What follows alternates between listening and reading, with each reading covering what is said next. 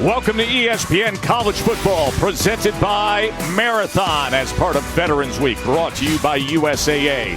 LSU has arrived here in Arkansas as the buzz team of college football, and they now control their destiny for a trip to the SEC Championship, all because of the thrilling finish a week ago. When Jaden Daniels do, will his legs play a part in this OT as Young's did? Keeper escapes, makes a cut. Daniels in space. Who scored? Look out, he's going for the win right now. Daniels for the win. Caught. It's gone. LSU does it. Mason Taylor. The night they'll never forget in Baton Rouge. So now LSU is primed to clinch the toughest can be SEC West. To do so, they got to take care of business against a hungry, fired-up Arkansas squad. It's the annual Battle for the Golden Boot rivalry. Joe Tessitore and Greg McElroy with you. And how do you possibly explain this LSU season? It starts with heartbreak week one, and now we're talking potential, dare I say it, playoff? They're on their way. I think a lot of people would make the case that they control their own destiny to not just get to Atlanta, obviously, but winter in Atlanta against the potential Georgia Bulldogs. I mean, how can you not put this team in the college football playoff? But what stands in their way are the Arkansas Razorbacks, and I think to a certain extent what stands in their way are the ghosts of last week. Will they be hung over it all today when they take on a team that's very hungry but might not be at 100% as far as their personnel availability? Arkansas won the toss. They elect to defer. Temperatures 36 degrees. And about an hour ago, we still had the remnants of snow and ice that they were getting off the field. So Jake Bates will kick off. Noah Kane back to receive. LSU can clinch a spot in the SEC championship game today. They get a win, and then Bama beats Ole Miss, and that would happen. We do have news concerning Arkansas today, Katie. Yeah, Tess, I'm told that Malik Hornsby will start at quarterback this afternoon as KJ Jefferson continues to deal with that shoulder injury. As much as Jefferson wants to be out on the field with his teammates, he understands that playing hurt right now does not give this team its best chance to win. He and Sam Pittman agreed on Friday morning. Hornsby should get the keys to the car. He's had a great week of practice. This team has really rallied around Hornsby for what will be his first career start. So we will see him when Arkansas gets to the field. For now, it is Jaden Daniels, who last week started in overtime with the 25-yard touchdown run and then throwing the game-winning two-point conversion. Daniels on first down. You know what he can do with his legs, as he is finally taken down by Drew Sanders, who leads the SEC in sacks.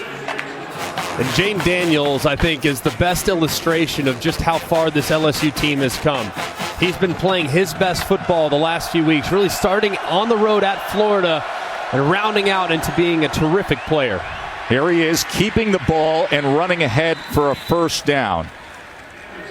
He's always had a tremendous ability. He can run it, he can throw it, but now his understanding of the bigger picture, understanding how to distribute the football and the nuances to playing the position, he's never looked better in the last few weeks in his college career. Daniels on first down. Offensive line doing a good job, but the coverage downfield was sensational, and thus he goes to the ground with Bumper Poole coming straight in. The team captain, third-team All-America a year ago. Jashad Stewart also involved. It'll be really interesting to see how Arkansas and Barry Odom decide to play. Right there, you can see two guys there at the second level. Number 42, Drew Sanders, and Bumper Poole, both with eyes in the backfield. So a three-man rush from Barry Odom so far, with both linebackers responsible for the legs of the LSU quarterback.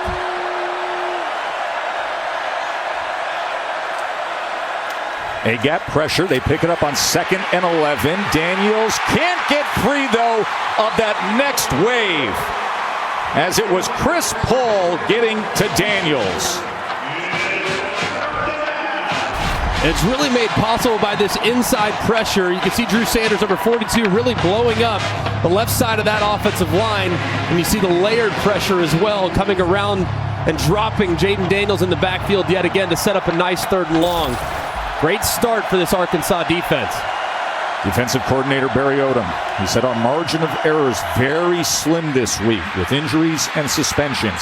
And on 3rd and 18, don't worry about it, says Josh Williams for LSU. 20-yard run. And just 5 guys inside for Arkansas defensively. They're thinking pass, obviously, on 3rd and long. Instead, Mike Denbrock, the offensive coordinator for LSU, decides to hand it inside, and they get a really nice gain. Great job there by LSU.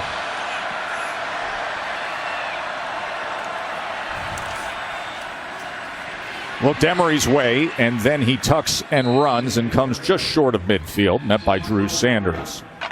So the Arkansas defense, obviously Jaden Catalon, All-American candidate, has been out for the season since early on. Their safety. But then this week, Miles Slusher was suspended. He plays that nickel position. He's critical to what they try to do, Greg. Yeah, he is. And they've really struggled in the back end. The front's been decent. The linebackers have been very good. But really the back end of this defense has been very susceptible all season long. Just haven't really been able to find the right pieces to stop anyone through the air. Come with Neighbors on the motion, and he keeps his balance. That was a good run for a first down from Malik Neighbors. I like the way that LSU is kind of utilizing a little bit of tempo so far.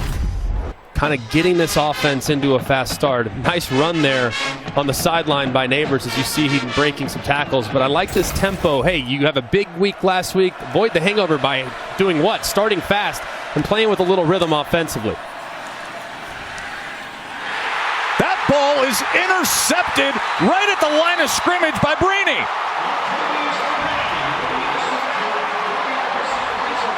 Latavius Brini, the transfer from Georgia, who was a starter on last year's national championship team, comes up with the turnover.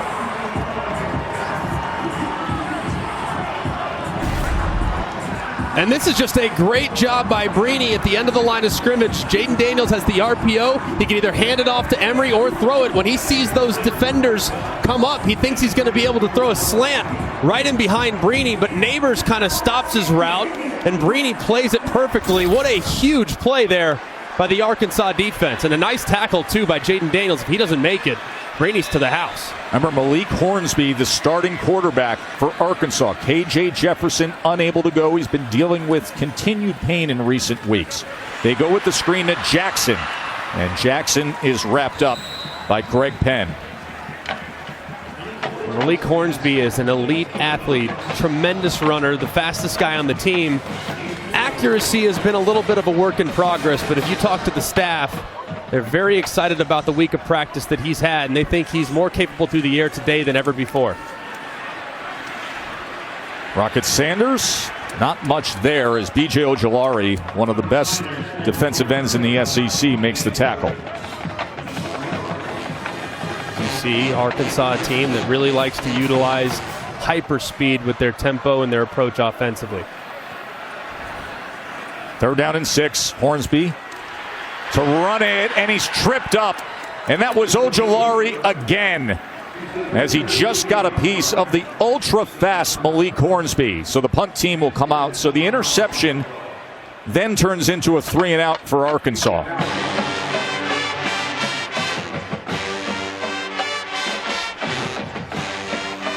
And this is a nice job here. A little bit of a game stunt here. A little twist off the edge. Ojulari reads it quickly and drop Hornsby for the 3rd down stop.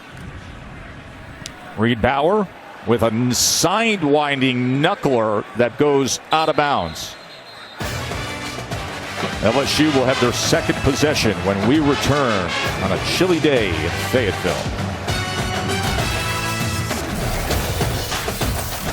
In critical moments, you often revert back to what you've done in the past. That's not the case right now with LSU. Could there have been a more critical moment last week? 2-point conversion. Jaden Daniels on his 5th step. This is sprint right option.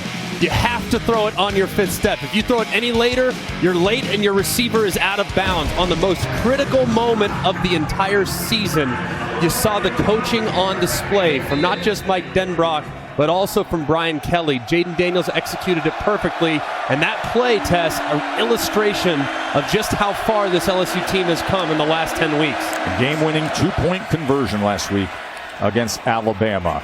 And this is Booty with the reception. Let's go to the studio to Matt. Testator, good afternoon. How about this? It is just a rare occurrence. First pass of the game, Brennan Armstrong, pick 6. Second pass of the game, Brennan Armstrong, pick 6. This one to Marquise Williams. 2 passes, 2 pick sixes. Pittsburgh up 14-0. So that's what's going on in Charlottesville. We've got a 2nd and 5 here with Jaden Daniels to pass. And good pressure again on him. This time it was Terry Hampton, the transfer from Arkansas State.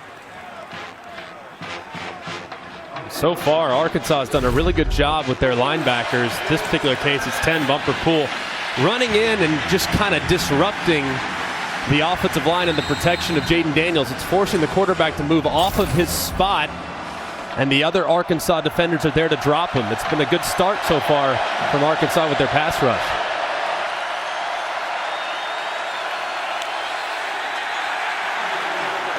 So the finger pointing. False start. Offense, number 50. 5-yard penalty. Remains 3rd down.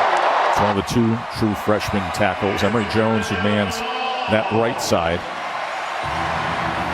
Reminder, Saturday Night Football presented by Capital One tonight. TCU and Texas. TCU up to number 4 in the college football playoff rankings. That's 7:30 Eastern on ABC. Penalty makes it a 3rd and 12. 2 sacks, 3 TFLs already for Arkansas's defense. A different look from Barry Odom defensively now. Daniels on 3rd and 12. Overthrows Keishawn Booty. Last time, Barry Odom opted to go with more of a conservative, hey, they're going to throw it in 3rd and long. This time he says, no, we're going to line up, we're going to play man-to-man. After LSU converted on the 3rd and long with a run play right up the middle. So little cat and mouse so far in the early going between the offensive coordinator of LSU, Mike Denbrock, and Barry Odom, the defensive coordinator of the Arkansas Razorbacks. So Jay Bramblett, who's in the shadows at around the 3-yard line, is into punt for LSU. Bryce Stevens could put Arkansas in great field position as he sets up shop at the 40. Bramblett, good driving, hanging. Pano, it's mishandled for a moment before Stevens regathers. And now he's trying to get to the edge. And he's able to and makes the most of this return. Oh, a good job by Bryce Stevens after not securing it cleanly at first. And that is where Arkansas will take over when we return.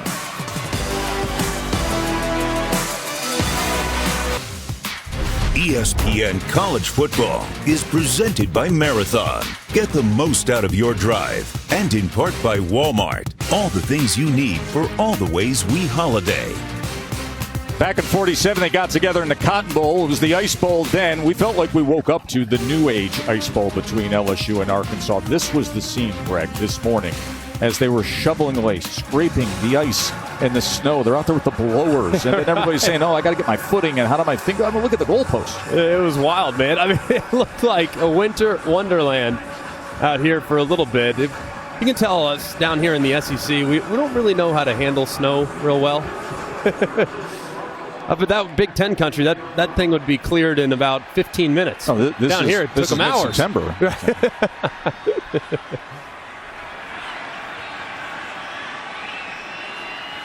Good field position to start this drive as Hornsby gets this complete to Hazelwood, and it's a 1st down for the Hogs. Katie. Well, to Greg's point, the grounds crew actually sprayed water on the ice and snow thinking that it would melt it and break it up. That actually backfired and made things worse, but luckily the sun peeked over and it did its job. Sanders has nowhere to go, thankfully for that sun. Leads the SEC in rushing yards, over 1,100. There's that pile of ice to the side. Sanders got to 1,000 yards in only 8 games.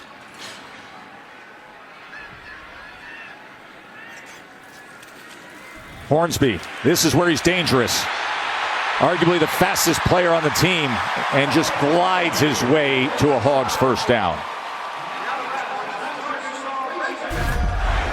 And just a great job out in front blocking. I mean, this is really well executed there by the Arkansas Razorbacks on the offensive line. Rocket Sanders as well. Really nicely done. Hornsby with time. Now the pocket starts to go away as he extends the play and then turns, and he will just scoot out at the 25-yard line, chased out by Perkins. Hornsby is a dynamic player. Of course, KJ Jefferson's their leader. But they actually mentioned KJ Jefferson's first start a couple years ago when referencing rallying troops around Malik Hornsby. Say it's very similar circumstances when Felipe Franks was out a couple years back and KJ made his first start and led him to 48 offensive points. 2nd and 7, Sanders going to be 3rd and short as Ojulari rides him down at the 21-yard line. 4-down territory here for the Arkansas Razorbacks. Sanders gets to the edge past Perkins and has a first down. Now you take advantage of the good field position. You do some things with your legs. And Kendall Briles' offense is finding its rhythm early on. Well, you would think that Kendall is really going to use and challenge that offensive line. This LSU team, very emotional game last week, and they're feeling it early with a physical offensive look. Hornsby tackled and gotten that time by Greg Penn, and if he didn't, with Hornsby's electric speed, he may be going right to that pylon. Just an outstanding play by Greg Penn. I mean, he gets engaged on the end of the line of scrimmage against Trey Knox, and Knox is in really good position, but Penn just strong enough to disengage and drop Hornsby with his right arm. Just an excellent play there by the linebacker.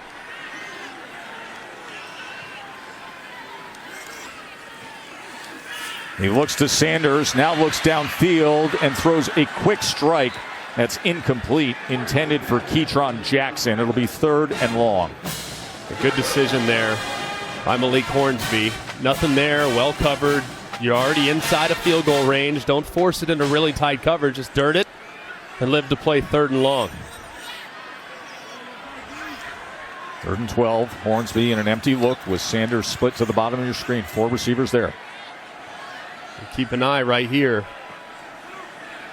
on the LSU linebacker, Harold Perkins, number 40. He's a complete game changer at the 2nd level, and he's very disruptive on 3rd down. One of the best freshmen in the country. Going to run it with Hornsby on 3rd and 12, and he will be well short of the line to gain as Roy made the tackle. Good drive here by the Arkansas Razorbacks. I know it doesn't ultimately end up in points. At the 2nd time, though, that they've had good field position. We're empty-handed on the first drive. You got to get something out of it here. So a good start so far for Arkansas on both sides of the ball. Well, Cam Little comes in, 9 of 11 on the year. Great kid. Had a nice conversation with him earlier.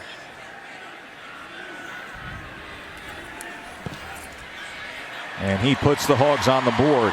And he donates money to Down Syndrome Connection of Northwest Arkansas for every field goal he makes. Charitable souls, Cam Little.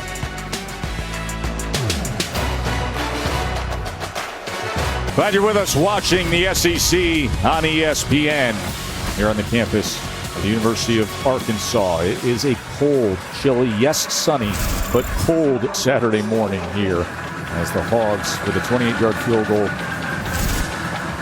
from Cam Little have a 3-0 lead.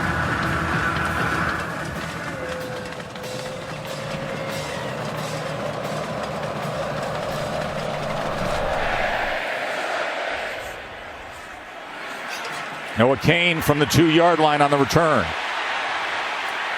Flags are down as he is taken down at the 25-yard line.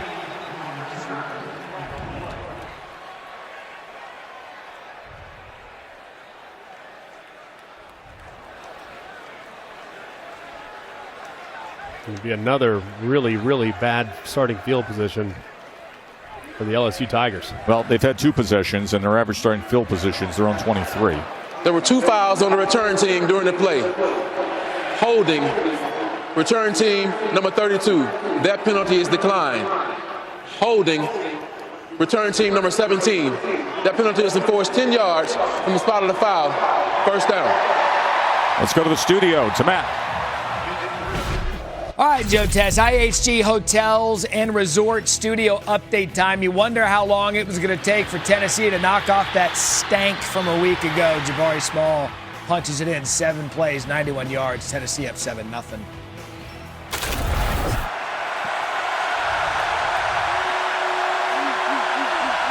So LSU from the 10-yard line as John Emery goes ahead for 4 yards. Katie. You know, you guys mentioned this would be a physically demanding game. B.J. Ojulari was already taking oxygen on the sidelines. LSU also requested hot chocolate, chicken broth, and coffee for the team due to the cold temperatures. So they have craft services now? Hollywood Craft Services come to Fayetteville? Espresso, perhaps, on the Perhaps. You go espresso and a little Nutella drip, and I'm all in on a cold day. Ball is loose, and the Hogs look to have it. Latavius Brini, who had the interception earlier, may have his second turnover of the day. Jordan Dominic got out and forced that fumble.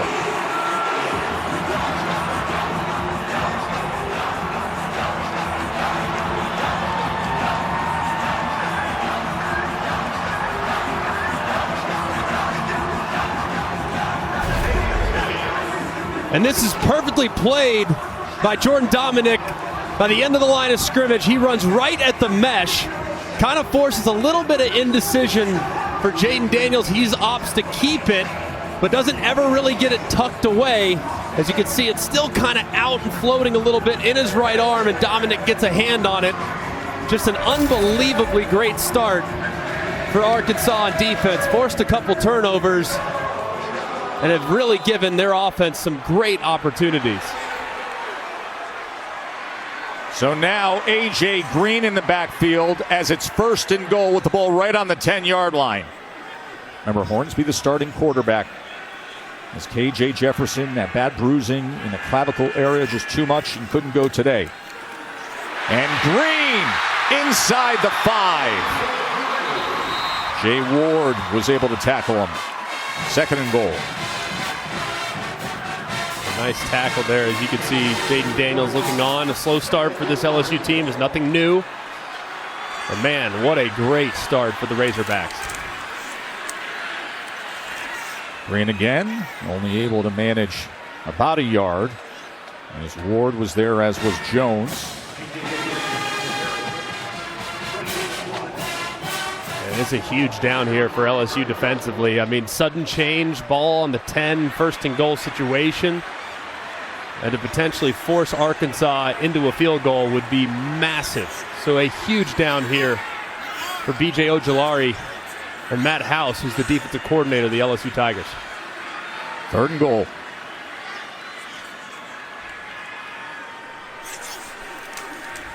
Hornsby, can he get to the edge? Can he find a crease? No. Excellent pursuit right down the line by the Tigers. That entire defensive front, you see Matt House, the coordinator, just shifted to the right and went straight down into Hornsby.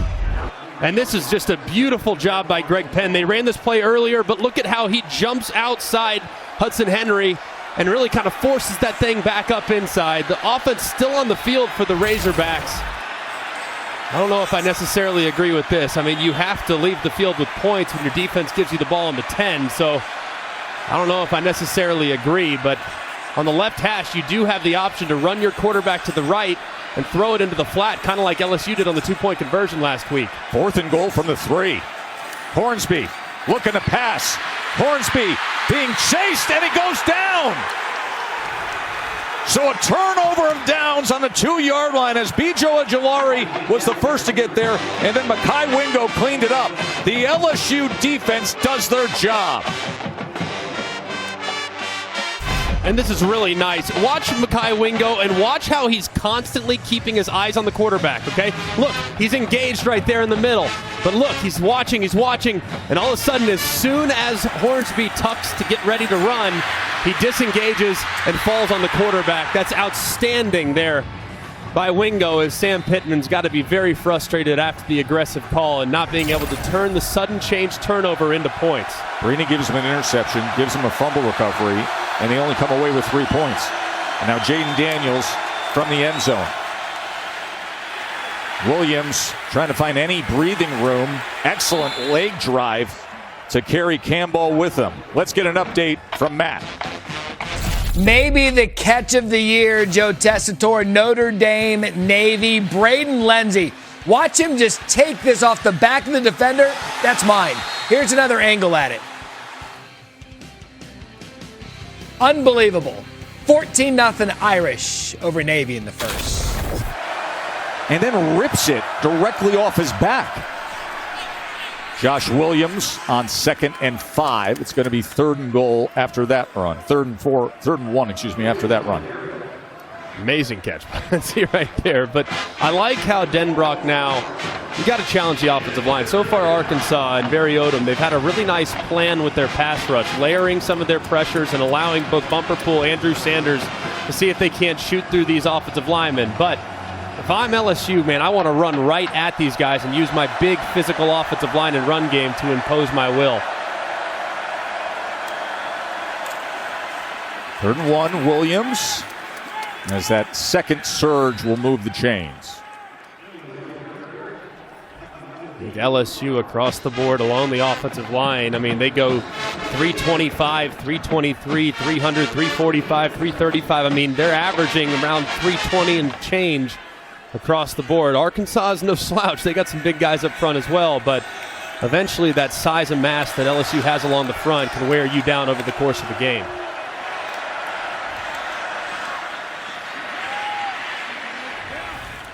Williams goes ahead for 2.5 yards.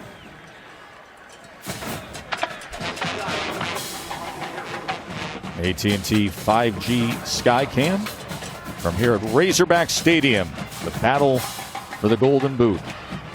LSU very fortunate right now here as we about to put a bow on the first quarter of action. LSU is getting absolutely dominated in field position and has 2 turnovers, and yet still with the ball only down 3. Got to think after they've had about as bad a start as you can imagine, still only be down a couple points has to be a bit of a moral victory, that's for sure. Arkansas defense doing their job here in the first quarter. They've gotten to Jaden Daniels, put him down a couple times.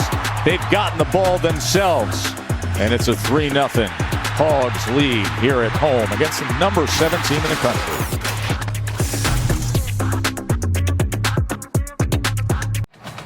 Hey, look at the average starting field position. You would expect to see the scoreboard with Arkansas with a substantial lead. Yeah, 3-0 as we start the second quarter.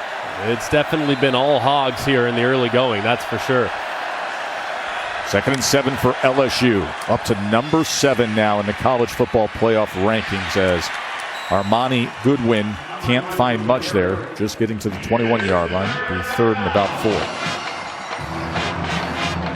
Brian Kelly obviously all week long saying, hey, understand last week means nothing if you don't take care of business this week. So got to find a way to get his offense into a bit of a rhythm, because so far here in the first 15 minutes, the offense has been a little flat and has made some critical errors.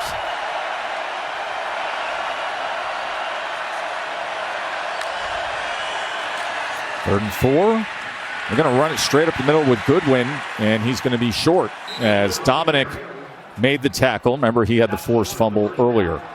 And they're going to go for it. It looked like the punt team was all getting ready to run on. Brian Kelly being they're very at the aggressive. 24-yard line, Greg. It's very aggressive. I mean, I don't like it necessarily, not in this position. Make the backup quarterback, Malik Hornsby, drive the length of the field, which when you could give it to him inside the 25-yard line here. So here we go, 4th and 1, and they are going to use a timeout. They put the offense on the field for a 4th and 1 from their own 24 before using a timeout, and we will take that break with them.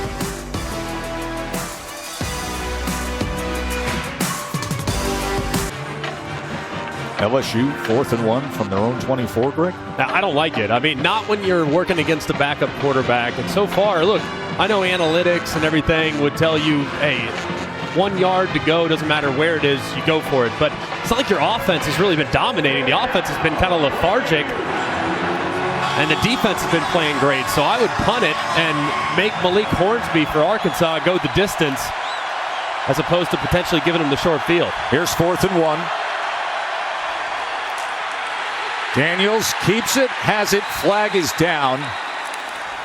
As they're going to whistle this back, as it looked like there was some movement.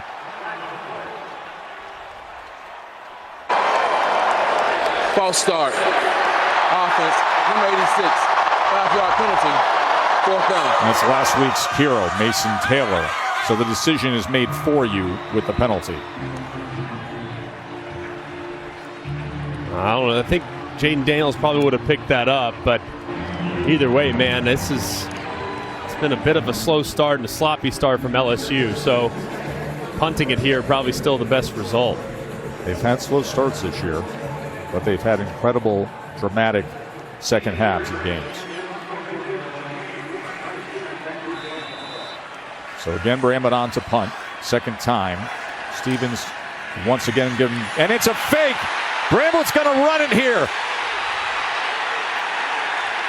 And he's able to get it, but it looked like, yes, the penalty's down at the 20-yard line. You could see that edge block, and the penalty flag came in.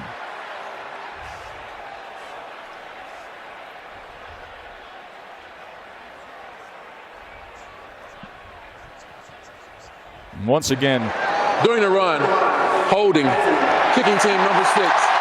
10-yard penalty from the spot of the foul.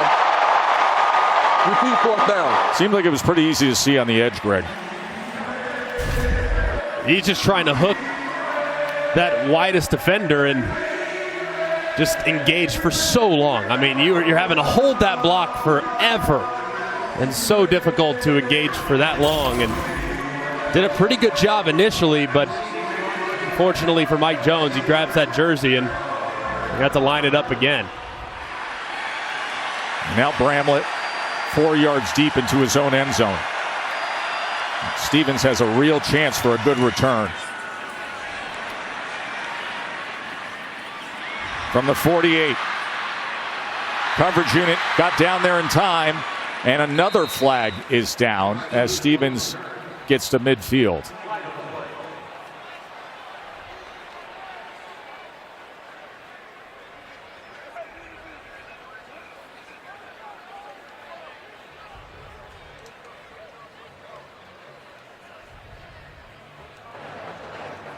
During the return, illegal block in the back. Receiving team, number 24. 10-yard penalty, 1st down. First penalty of the game on Arkansas. Matt Berry, what's going on? Well, we got an interesting noon window led by your guys' game here on ESPN. Notre Dame up on Navy, 14-6 ABC. Illinois out early on ESPN2. And Vanderbilt, Kentucky on the SEC Network. Vandy up 7-6 early on. And that one, fun noon window as we kick off Week 11 here on the ESPN Networks. Start of what should be a wild day, all capped with TCU and Texas.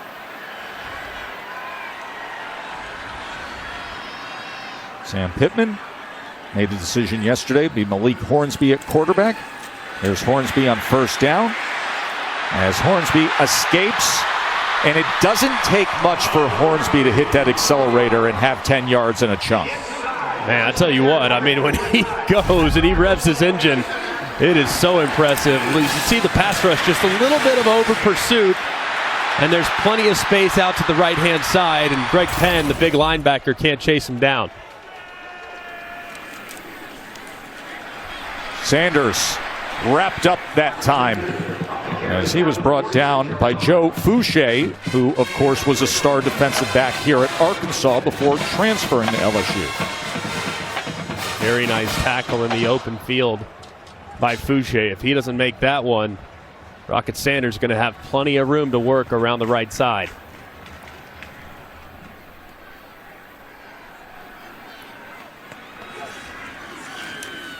Second and 7. Green tackled right near the line of scrimmage by Mekhi Garner. And this is very nicely done here. Great call by Matt House. A little corner cat. So you can see that safety's about 5 yards off the hash, which is a dead giveaway with a pressed corner. And obviously Garner, big physical corner at 220 pounds. He stuns the Arkansas running back in the backfield. Hornsby facing a 3rd and 7. They're 1 of 4 on 3rd down.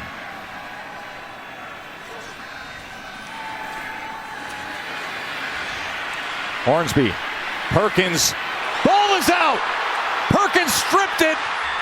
And now it's a fight for it. and it's still going down, and LSU recovers. So you think about the speed of Malik Hornsby, and then you realize it's number 40 who's chasing him, one of the fastest young breakout stars in the sport, Harold Perkins. B.J. Ojulari recovered it. Wow. I mean, Malik Hornsby's track star fast. I mean, Olympic speed. And look at how quickly number 40 Perkins chases him down. That is unbelievable. This guy's unbelievable. He doesn't even, you talk to the staff, they're like, we don't even know, this guy doesn't even know what he's doing yet. Imagine he's just relying exclusively on physical ability. I mean, he's the next in line. As Hornsby's got to tuck that ball in a little bit tighter, only had one hand on it there in the middle of his, as he was getting ready to get the contact. But Perkins, man, just an absolute freak, showing it off right there. And now the best starting field position for LSU.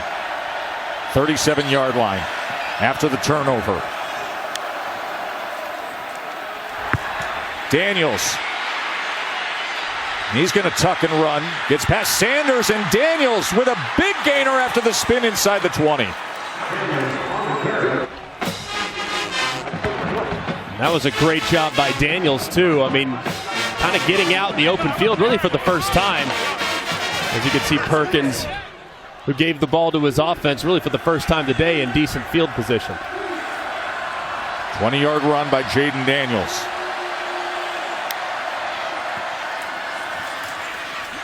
And Williams powers his way to the 11. But you bring up Harold Perkins, Katie. He is a blossoming star.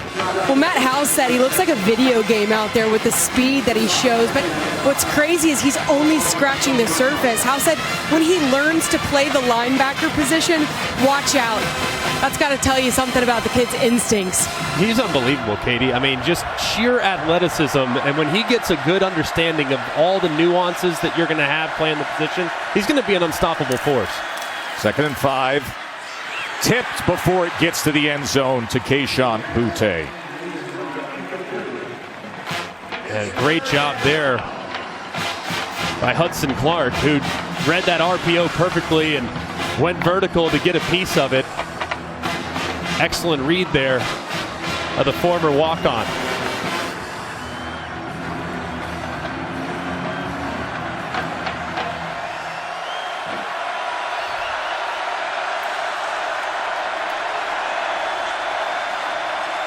Got a good matchup with Cole Taylor here in the slot. Keep an eye on him. 3rd and 5. Daniels swarmed and thrown back.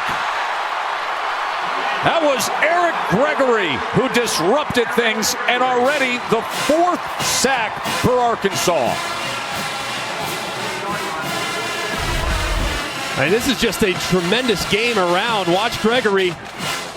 Little penetration up front. It buys the right guard, Bradford, who slides down to get it. And then Gregory comes right around Bradford and is basically unblocked en route to the quarterback. Just a really nice game in the front there by Arkansas's defensive line. Damian Ramos comes out last week. He gave LSU a 4th quarter lead against Bama with a pressure kick. This from 38. And with that effort, it's all tied up. Good field position matters. LSU got it, came away with 3.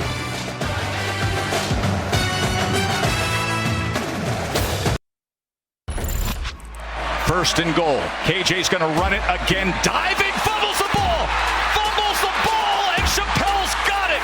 Tyreek Chappelle in the right spot as he hands it off to Richardson. Here he goes. Wow! Can you believe this? Touchdown in the most unexpected way possible. If that doesn't happen, Arkansas would have been up 2 touchdowns on A&M. Perhaps they would have been 4-0 hosting Bama. Instead, that ended up being the first of 3 straight losses. Those little things in the season, Greg. It's been really a season that has unjustifiable inconsistencies with Arkansas. It's almost quarter to quarter. You almost don't know what you're going to get, but they've been close so many times. It's a knuckler that does go out of bounds as Dybert put it out at the 2-yard line, so the flag comes there. And then you come here to a spot today when last week you lose to Liberty, when last week LSU is on top of the world, and your starting quarterback KJ Jefferson, with the bad bruising he's been dealing with, can't go. Of course. And they're trying to be bowl eligible. Yeah, they got to have it, of course, next week against Ole Miss and on the road at Missouri. But this is a good football team. It's just they don't play like it all the time. It's just been very, very much a roller coaster here in Sam Pittman's third season. So would love to see them finish with a bang and play their best football for 60 minutes, because I'm not sure we've seen it all year long. Hornsby with a blocker in front. Patiently waited for it just to get those extra 4 yards. Malik Hornsby, redshirt sophomore, who Sam Pittman says, listen, you can watch him in practice sometimes and you'll shake your head, but he's had a good solid 2 weeks of practice leading up to this. Yeah, and speaking of inconsistencies, they say with him, I mean, he's going to have some unbelievable moments. He's also going to have some moments that leave you scratching your head, but that's all part of the maturation process for a young player. Here's DeBinion on 2nd and 2, as he should have the line to gain. He does first down for the Hogs.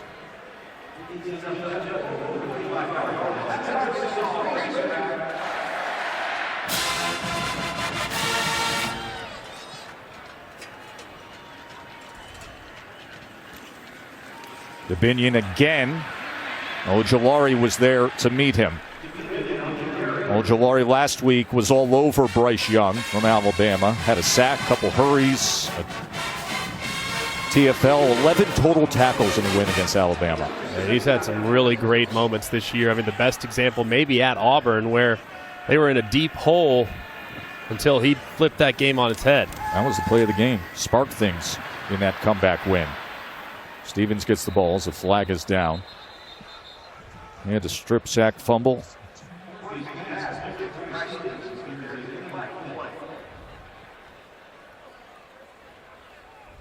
Illegal shift.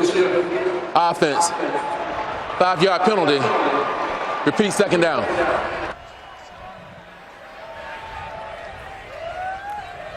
Let's tell you what you're in store for on Sunday NFL Countdown tomorrow. You're going inside the Cowboys exclusive number 88 club and one-on-one with Stephon Diggs, the Bills receiver. 10 a.m. Eastern on ESPN. Monday Night Football will be Washington and Philly. That gets going 8 o'clock Eastern on ESPN. Monday Night Countdown always gets you started at 6.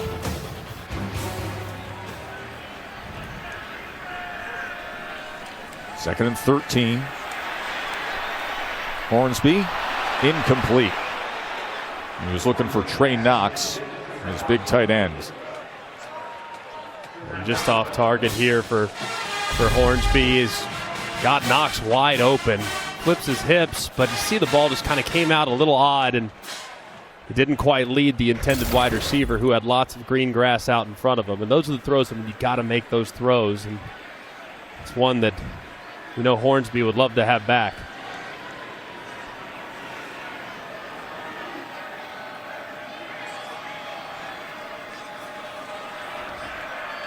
If I'm LSU and I'm Matt House, I'm definitely having a couple linebackers, both Baskerville and Harold Perkins in the ball game. I'm watching quarterback run. I'm spying Hornsby with those two defensive players. You have to. That's how dangerous he is with his feet. Timeout, Arkansas, facing a 3rd and 13 when we come back to Fayetteville. Father for his service to our country, Greg. Absolutely. Retired Air Force pilot. Career Air Force pilot. So proud of Grandpa Jim, that's for sure. 3rd and 13 off the timeout. Hornsby back to pass. Now he's going to tuck and run, try to do it with his legs, and he is torn down again by Harold Perkins. You cannot stop with Harold Perkins, how dynamic and explosive he is. Week after week you see it. It's ridiculous. I mean, he's a cheat code, man. That's what he is. I mean, it's like when you were playing and you type something in and your guy's all of a sudden 99 speed and everyone else is like 75 speed. I mean, he tracks it down so quickly and he reads and triggers so quickly as well. I mean, he's just an unstoppable force at times and can take over any game he's playing in. Reed Bauer on to punt.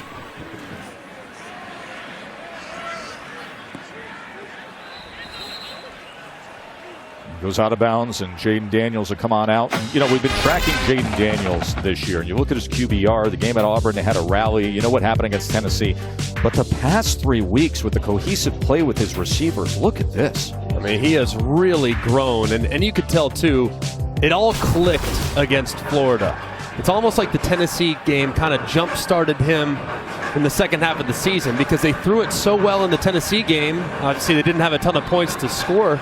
They didn't have a ton to show for it, and the game wasn't competitive, but he got into a really nice rhythm there in the second half of that football game, and it's really carried over down the stretch. Emery. Good run by John Emery. Pass midfield. Ball came out at the very end. Are they going to rule him down? I believe they are at the 40-yard line, yes. He was down, and then it popped out at the end of the play as Hudson Clark was right there. Let's take a look. Hudson Clark's draped. Where's that knee? Knee's down right there, and it looks like that's a good call by the official. You saw the knee down, and you see the ball pop out. The official all over it, that left knee hitting before the ball's dislodged. 32-yard run by John Emery. Daniels on first down. Spins back and is sacked yet again. That is now 6 sacks for Arkansas. Zach Williams and Terry Hampton bringing down Daniels. And this is all just right around the true freshman, Will Campbell. He's done a really nice job all year long, but just that long arm right into the chest of Campbell, who's just driven back. Of course, Zach Williams providing the pressure, and Emery on the other side getting a little pressure as well, but Jaden Daniels just couldn't escape. Loss of 12. Daniels facing a 3-man front this time as he goes to Kayshon Boutte. You know, it's interesting because the rap on Kayshon early on, he came in, preseason All-American. They got off to such a slow start, a lot of finger pointing. But you talk to him, everybody around the staff lately, they say he's been the hardest worker in practice in recent years. Yeah, he's really come on, and that's really great to hear, too. I mean, it wasn't going his way. It had been real easy to hang your head, and he was kind of getting beat up a little bit, really starting from the first game. But has really re-engaged and has been a difference maker down the stretch. 12-yard reception, now 3rd and 10. They drop 8 against Daniels. Daniels checks down to Williams, and Williams will get it just a yard short of that line to gain as Drew Sanders tackled him. A great job by Jaden Daniels getting through his progression. No doubt going for it here. If you almost went for it your own 24, you know the analytics books going to support going for it here as well. Watch Jaden Daniels potentially pulling on his own read here. If Arkansas is all out against the running back dive, he could pull it and pick up the first down with his legs. Here's 4th down. And Williams bruising and battering, including the umpire even getting some. A first down for LSU. As the ump fortunately gets up and is fine. Kind of an odd play defensively there by Arkansas. I think they had some miscommunication because they had a couple of defensive linemen that were really out of position.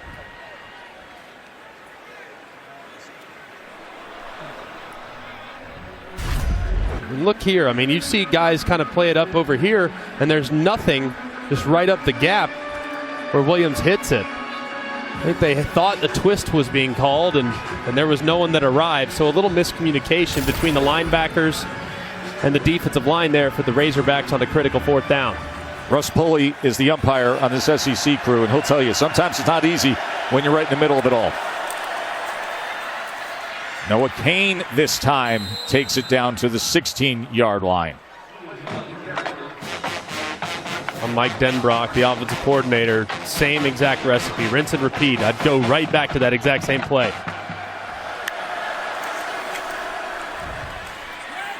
Cain again, and he does for a first down. So it'll be first down LSU. They have something they like right now with that formation. They have really a everybody to the field. 3 receivers, a tight end, everybody to that left-hand side. And Arkansas doesn't have the numbers on that side, so I can understand why they continue to go back to it. Here it is again, this time with 2 tight ends in the ball game, but everybody to the field.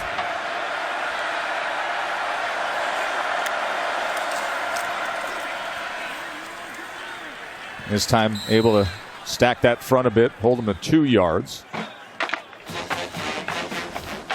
We used to call this an overload formation, where you have an open-ended tackle to the other side who's not an eligible receiver, so everything has to be with all the receiver strength to the other side. It gives defenses some fits with their alignments, and clearly Denbrock liked what he saw there for the last few snaps. Josh Williams comes back in at running back on 2nd and 8. And Williams is met. Good job defensively by Arkansas up front. As Bumper Pool was in the midst of it on Williams. It'll be 3rd down. Bumper Pool coming out of the game after that big hit. That time Barry Odom really choosing to kind of bring the heat. Almost an all-out pressure type of look there from Arkansas. And LSU ran right into that heat. They get that same look. You got to adjust to a max protection and see if you can't take advantage of a secondary that has certainly struggled at times this year. 3rd down and 8.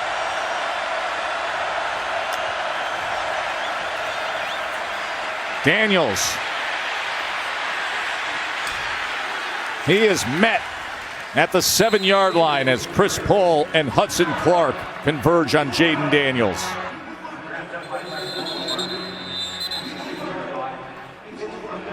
Looks like Arkansas might call a timeout here, it looks like. See if they can't preserve a little clock. See if they can't put a 2-minute drive together. Minute 47 to play before half. All tied up at 3s for now. ESPN College Football presented by Marathon. Part of Veterans Week on ESPN, brought to you by USAA. We have dueling field goals on the scoreboard as it stands right now. And the offense is running out for LSU on 4th down. 4th and 4 from the Arkansas 6-yard line.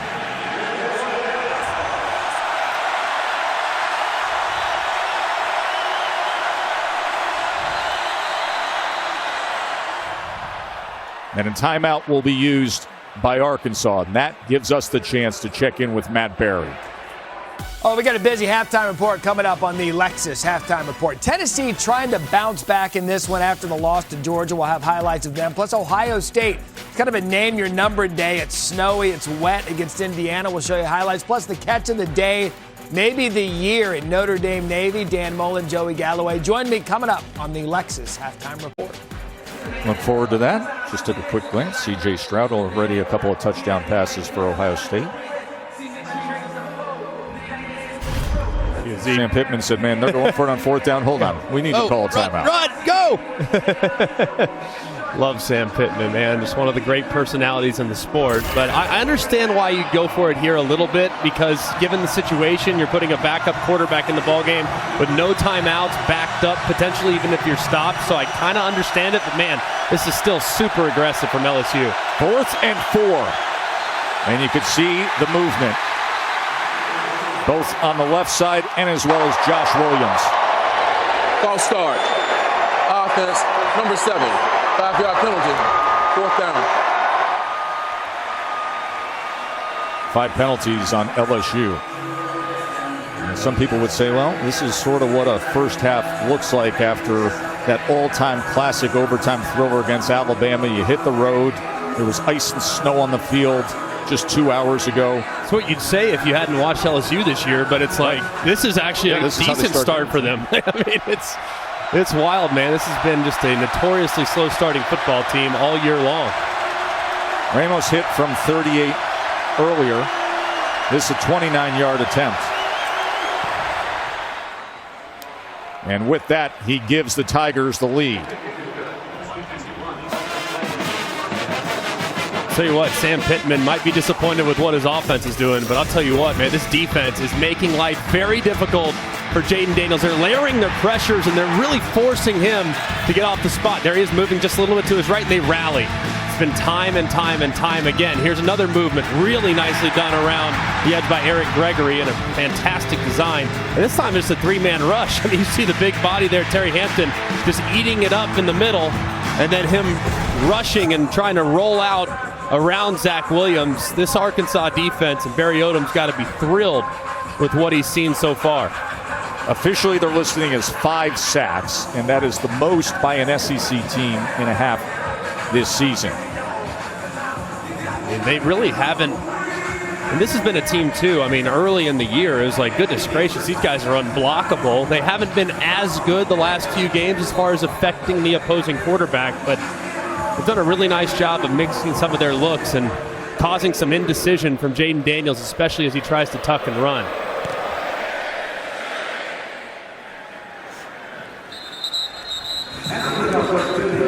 Test, Greg, 2 years ago when Arkansas went to Missouri, Felipe Franks was dealing with a rib injury and was a late scratch.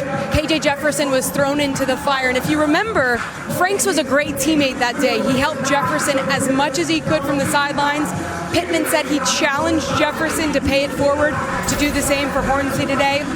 He's been right by his side all afternoon, even helping keeping the guy warm. Yeah, it's amazing. And that's obviously, it goes to show you what kind of guy KJ Jefferson is and the relationship they have in that room. If you talk to Kendall Briles, I mean, he tells you, man, we have a really strong room. You have great leadership that you get from KJ Jefferson, but he also feels really, really good about the future that Malik Hornsby has. And they like Cade Fortin as well, who's serving as the backup today. Rocket Sanders out to the 30-yard line. And Hornsby's had some fork-in-the-road decisions to make in his career. It was thought that maybe he was going to enter the transfer portal last year. Jefferson chimes in. Everybody encourages him to stay. There was a thought that perhaps he was going to have a move to wide receiver. There was discussion with Sam Pittman. He's like, no, I want to be a quarterback fully, and this is the path that he wants to take. And now he gets his opportunity in this game against the number 7 team in the country. Yeah, it's obviously a great defense you're playing and a great scheme. I agree with Arkansas here, opting to just kind of take it to the half. No need to put any additional stress on Malik Hornsby. You've played well. It's a 3-point ball game. You get the ball coming out at half as well. So if I'm Arkansas, just conservatively see if you can't put this thing on ice. But LSU's going to burn a timeout because they might have a chance now to get the ball back and steal some points as well.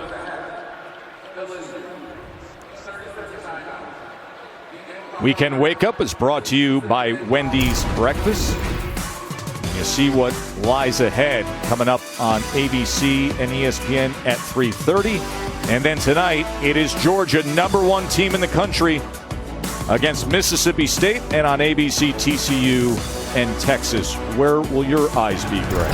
Well, I'm going to have about 4 screens going. I can promise you that. That's standard for operation for a Saturday. I think Texas gets it done tonight. I really do. I know that TCU is flashy. I know TCU is a resilient bunch that has found a way to claw their way back into games. But I think Texas is, if not the most physical team they've played, their second most physical team that they've played. Kansas State would be the other that'd be in the mix, and Kansas State had them on the ropes, and if not for an injury to not 1 but 2 quarterbacks, TCU might have come up short in that ball game. Hornsby on 3rd and 1 will take it ahead, tackled by Greg Penn. Now it looks like Razorbacks might try to go with a little bit of tempo, see if they can't rip off a big play. Now that's the see if you get a first down, see what happens, and then you take a strike, and that was batted away at the last second as he was looking for Jackson. Greg Brooks, I think he got a piece of it as he was charging over, former Arkansas Hawk. That was well read. Here. It was really well read by Greg Brooks. They tried to go with a little pump route, and not one that they were taking the bait on. He's lucky that that ball, if that ball was on target, that thing's probably intercepted, but it was a little off the mark. Hornsby going to pull it, and he was tackled and brought down by Major Burns, who has missed some time with an injury this year, but he's really their big communicator in the back end.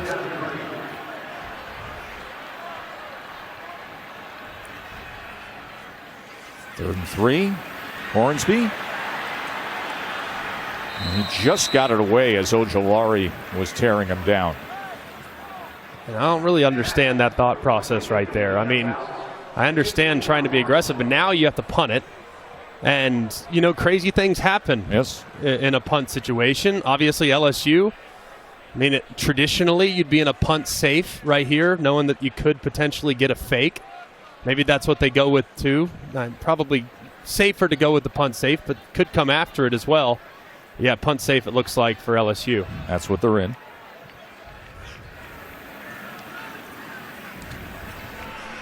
As Bauer will drive it through the end zone.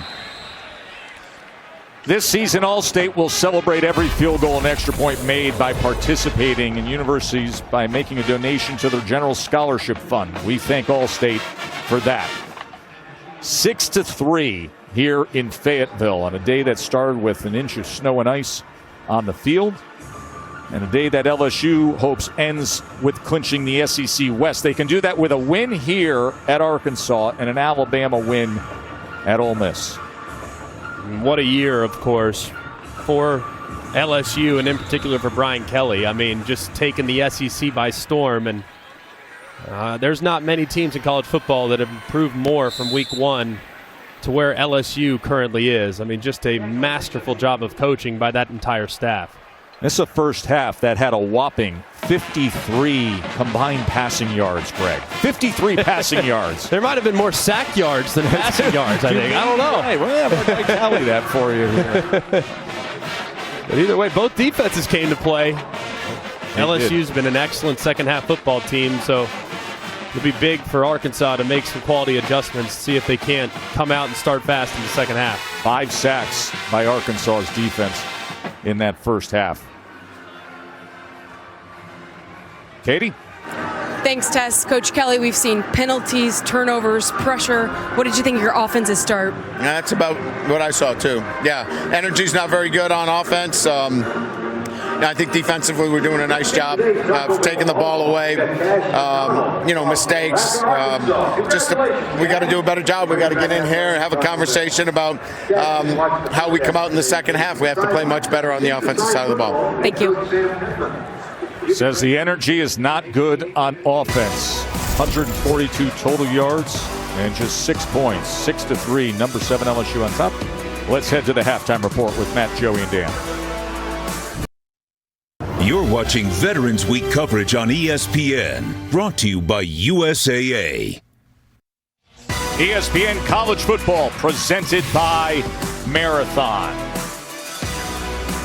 Arkansas struck first with a field goal, and LSU added 2. So you sit back, you look at the stat line, and Jaden Daniels only has 38 yards passing right now. You heard Brian Kelly earlier, Greg said there just wasn't any energy offensively. Yeah, there was really no boot. They tried. I mean, they tried, I think, their first drive, tried to get into a bit of a rhythm, went with a little tempo, and it ended with an interception. And then they just were just a little sloppy, a little hesitant, and playing a little conservative as well, knowing that they're going up against the backup quarterback for the Hogs. That's Malik Hornsby, as they will get the ball to start this second half. This is a dribbler that then eventually goes into the end zone. Moments ago, Katie caught up with Coach Pittman. Coach Pittman, your defense has been tremendous. What do you need to do to get this offense kick-started? Well, I mean, we need to throw the football, but Malik's got to let it go. I mean, we're waiting for the guy to come wide open. We know what the route is. We got to throw the ball faster. Otherwise, we're not going to be able to hold up, not be able to protect it that long. We've got to find a way to run the football. We've got to move the back a little bit, do some things that right now they're blitzing away from the back, and we've got to do some things to make that happen where we're moving the back and they don't know which way he's going. So I think we're in good shape. We got the ball, and we'll see what happens. Thanks for the time. All right. And this is how they start the second half with just a 1-yard gain. As Sanders had the carry. He says we got to just let it go sometimes with Malik. Just 2 completions for 15 yards in that first half. Yeah, they didn't really try much either. I mean, they tried maybe a time or two to get one downfield, but they got to kind of cut him loose. But If you also talk to their staff, they say, well, he's an accurate thrower, but he's got to kind of work his way into becoming an accurate thrower. Needs some short, easy ones to get some confidence before you can rip it downfield. They go with the screen here to Hazelwood, and Hazelwood was met that time by Greg Brooks. And that's the short completion I'm referring to. I mean, get him started. Let him see one go into the receiver's hands so we can get a little bit more confident. I think that was a good play call to kind of get your quarterback feeling a little decent about his arm here in the second half of the football game. 3rd down and 5.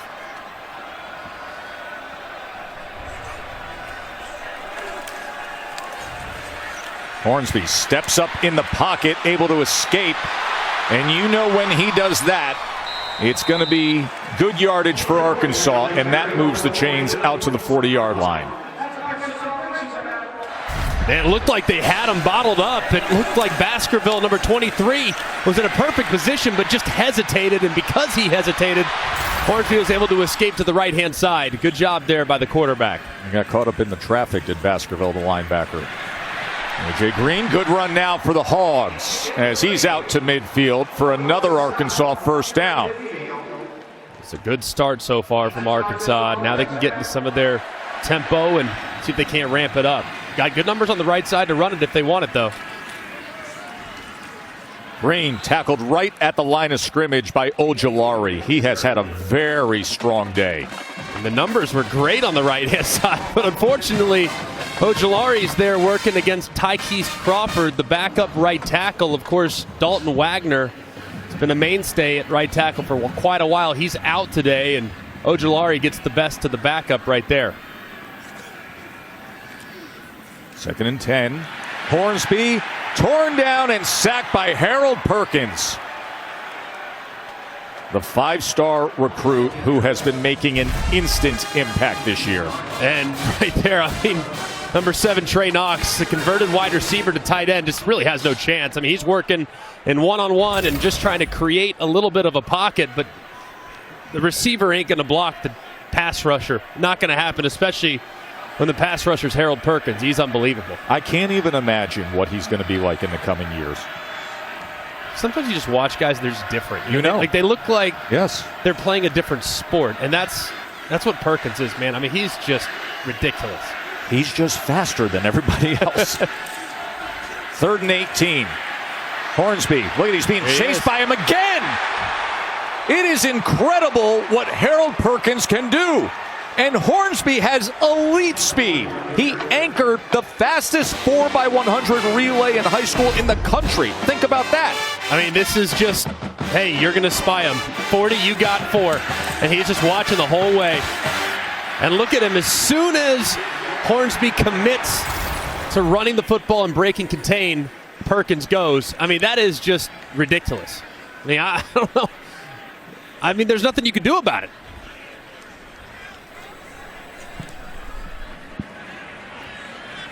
Clayton calls for the fair catch at the 11-yard line. Harold Perkins, last week he did it against Bryce Young, had 3 quarterback hurries and a sack.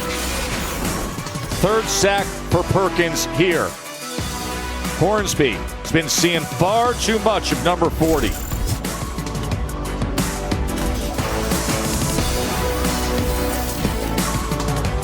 Little Woo Pig in the Taco Bell Live Mas student section. Student sections across the country competing to be the Live Mas student section of the year all season long. Great college town is Fayetteville. You can eat well in this town too. How about last night? You actually turned to a waitress last night at dinner and said, what's the most fattening thing on the menu? Yes. The answers and give me that. Perfect. That's what I want. Double order. Jaden Daniels on 1st down. Able to get past Drew Sanders and then scoot ahead to the 13-yard line. See, LSU, we've talked about it many, many times. 7th time this season. They've had less than 150, and of course 5 of those 7 coming in the first half of football games. But to Brian Kelly's credit and his staff, they've done a really nice job at halftime making the appropriate adjustments, and they've been a much better team in the final 30 minutes than they are in the first 30.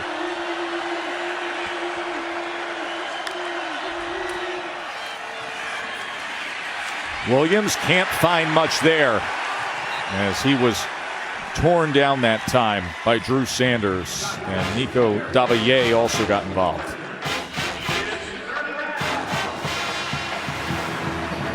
Big down here for the Arkansas defense. Make some adjustments at halftime. First drive of the second half. If you could force LSU into a 3-and-out, that goes a long way in creating a lot of positivity on your sideline.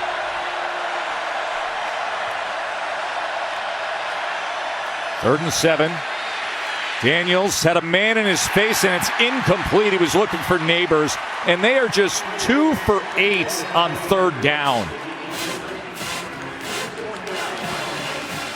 Tell you what, it's a pretty good throw by Jaden Daniels.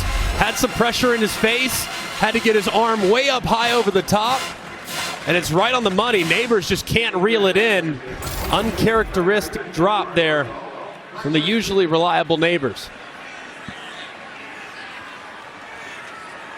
See Stevens lining up at the 40-yard line as Bramblett has his heels on the goal line to punt away. His third punt of the afternoon. It's a sky punt that he turns over and drives back to the 34-yard line. Excellent coverage downfield as Stevens was taken down right away by Jenkins. We're going to find offense eventually, I swear, here in this beautiful campus in Fayetteville. Let's look at today's road test brought to you by Goodyear. Malik Hornsby and Harold Perkins are going to exchange Christmas cards. They've spent so much time together. It's unbelievable. I mean, Perkins has been spying him all day long. And as soon as Hornsby, who, remember, has Olympic speed. I mean, this guy is ridiculous in the 100-yard dash, one of the fastest guys in college football. It hasn't mattered against the linebacker, the freshman linebacker, as he's tracked him down time and time and time again. As you can see, Hornsby with a nice shade of green on the back of his jersey, just getting in the Christmas spirit. Well, the defenses today have combined for 11 TFLs and 8 sacks, and Harold Perkins has 3 on his own.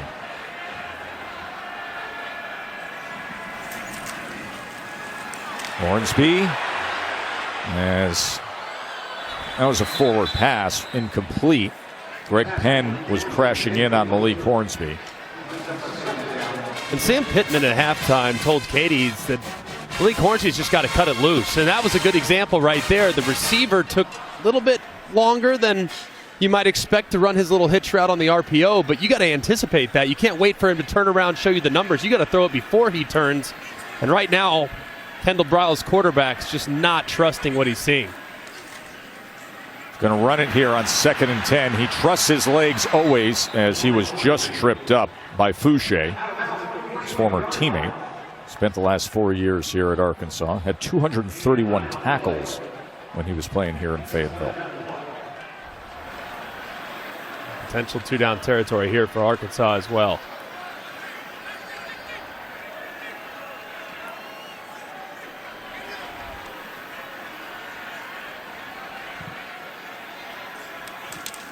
Third and 1.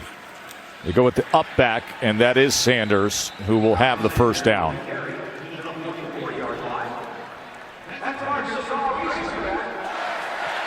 If you're Kendall Briles, I think you got to continue with some of that misdirection. I mean, right now, the passing game is just not there for you. You can probably take a shot downfield at some point. I would definitely encourage that, at least just to keep LSU honest. Even if it's a long foul ball, at least they're now thinking about it. But the misdirection run game has to be huge and take advantage of the athleticism that LSU has at the second level defensively. Sanders, tackled by Garner. Reminder, Saturday Night Football is presented by Capital One. It's a good one. Number 4 TCU, number 18 Texas. Coverage begins at 7:30 on ABC. TCU's been interesting to watch this year. It seems like all their games take a very similar form, and they're always there at the end, making the big plays, making comebacks. Can they do it against the Horns tonight? Hazelwood, tracked down, run down from behind by Perkins and Richardson. Both defenses right now, man, I mean, really feeling it. It's Perkins, he sniffs out that jet sweep tracks it down and makes another play on the sideline. Hazelwood on third down, and he's going to be 2.5 yards shy of that line of gain as Jay Ward made the tackle. Interesting decision here for Sam Pittman. Looks like he's going to keep his offense on the field. Now, hey, you have a athletic quarterback that's right-handed. Roll him to the right. Run a play that's similar to what LSU ran last week in the two-point conversion. Here's 4th down and 2. Hornsby, there it is, sprint right.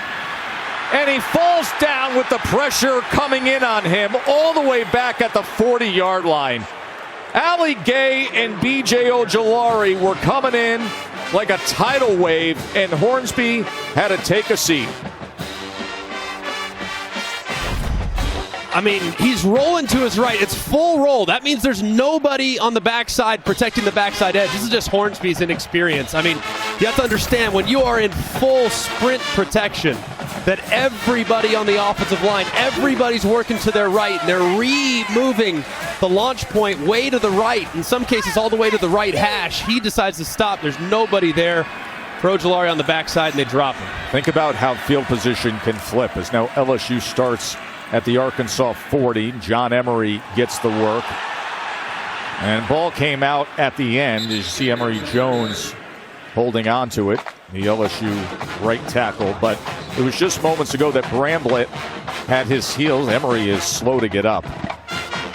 Bramblett was punting with his heels on his own goal line. And then your defense does the job.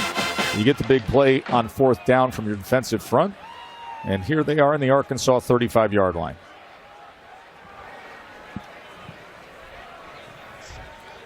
Medical staff out to see John Emery, and with that, we'll take a quick timeout. Ball presented by Marathon is brought to you by USAA. This Veterans Day, join us in celebrating all those who serve. Veterans Day weekend as we continue to salute America's heroes for their incredible sacrifice and their service to our country, as you look at some of the brave soldiers sporting their support for the Hogs. So all the great LSU fans among those in the armed forces, and now you get a good look at the Arkansas. 2nd and 6.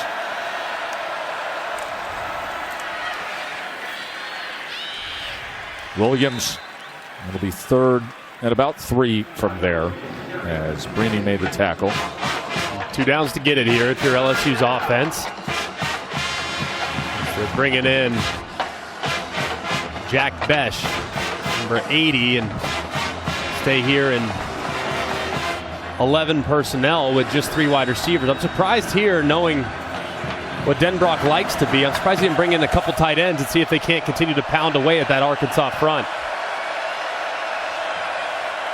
Watch for the run around the left-hand side here. Daniels fakes the pitch and has the 1st down.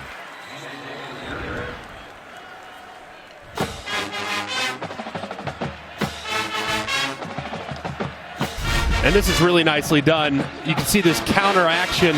They kind of fake the toss, but look at Bradford 75 get the kick out block there. Very nicely done. Basically quarterback power, but they give you a little eye candy to see if you can't push some of those defenders to jump leverage to the outside. Daniels on 1st down. Has time to wind it up. And it is Boutte down inside the 2-yard line. Kayshon Boutte with the reception that'll make for a 1st and goal. And what a route by Kayshon Boutte. My goodness. Quick to the line.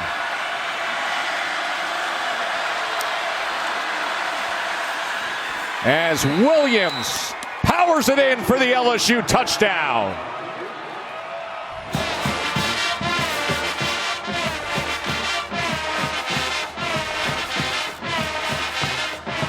Our first touchdown of the day comes with 5:25 remaining in the 3rd quarter. Man, what a route by Kayshon Boutte. He's got inside leverage against the defender. You know how hard that is? If you're running a post against 3-yard inside leverage, you got to spin the guy around like a top. That's exactly what he does. Gave a slight sell to the outside on the corner and then broke it back across his face. Just an unbelievably smooth route there from Kayshon Boutte.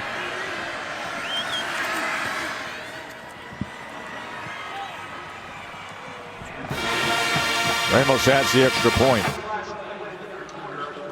in what was an offensively challenged game. That is our lone touchdown.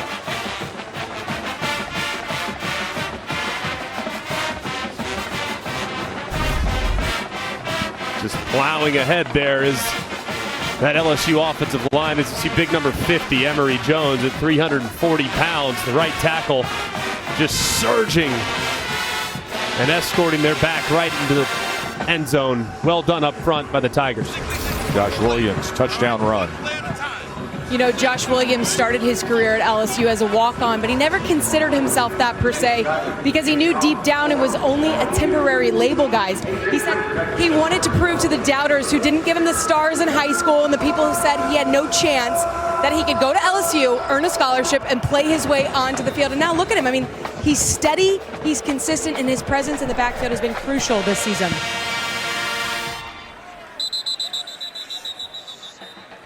Let's go to the studio, check in with Matt. All right, second half of the noon window, Joe Tess. Here we go. Purdue, Illinois tied at 14 apiece on ESPN2. Notre Dame, as expected, separating from Navy.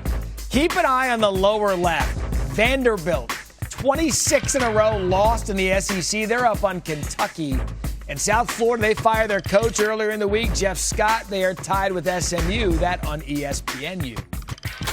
A lot of good action throughout the day. Be great action coming up a little later, both on ABC and ESPN. Cade Fortin now comes in at quarterback for Arkansas. Remember, KJ Jefferson couldn't go. Hornsby got the start, and now they turn to Fortin, the well-traveled redshirt senior. And Fortin will complete his first pass of the afternoon to Hazelwood. I think this is the right move. They just haven't been able to get anything going through the air, and the offense has been, for the most part, very stagnant. So in comes Cade Fortin, a little bit more accurate, and obviously a veteran, a guy who's played a little more football than Malik Hornsby. 2nd and 5 as he gets it out of the backfield to Sanders, and Sanders just got tripped up by West Weeks. So it'll be 3rd down. Cade Fortin started his career at North Carolina. Then he transferred to USF, started 4 games, then came to Arkansas this summer. 3rd down and 3.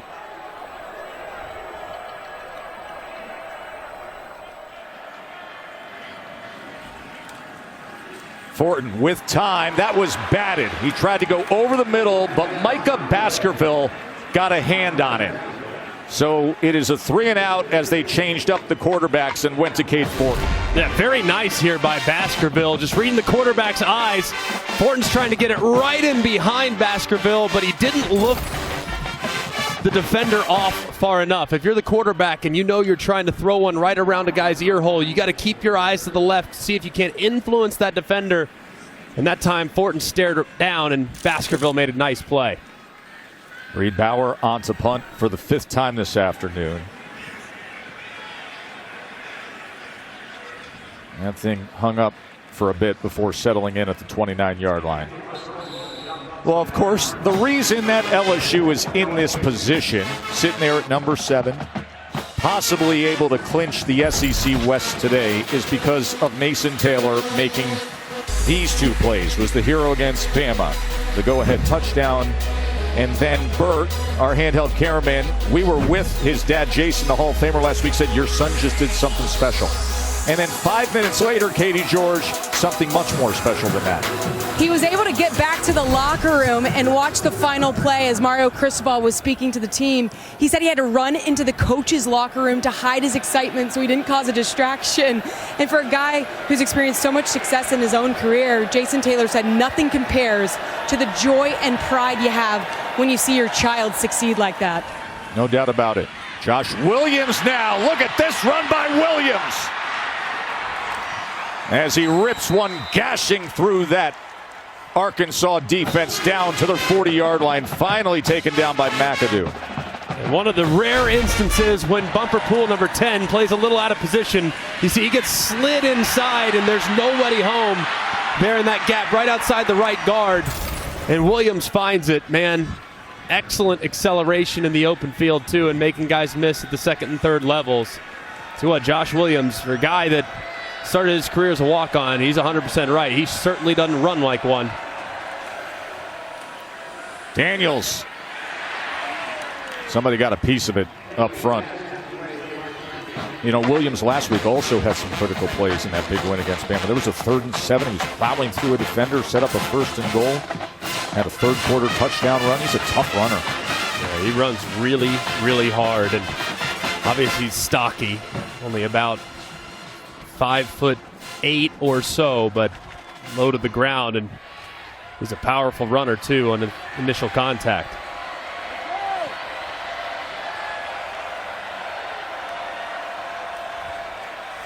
Daniels taken down by Drew Sanders and company. Landon Jackson, former teammate for many on this LSU side. You gotta wonder tackle as well. You gotta wonder why LSU hasn't really challenged Arkansas deep. There have been situations in which there have been one-on-ones on the outside, and LSU, of course, excellent wide receiver core, but they haven't really tried any vertical shots. I mean, if I'm Mike Denbrock, I want to at least throw one up the field on a go ball against press coverage. He's got one right here, it looks like, if that safety comes down the way you think he might. And they're thinned out in that defensive backfield as well. 3rd and 12 as the comeback was overthrown. He was looking for Malik Neighbors. Remember, Arkansas is without Miles Slusher, who starts in the defensive backfield. He was suspended this week by head coach Sam Pittman for a legal issue that occurred last weekend.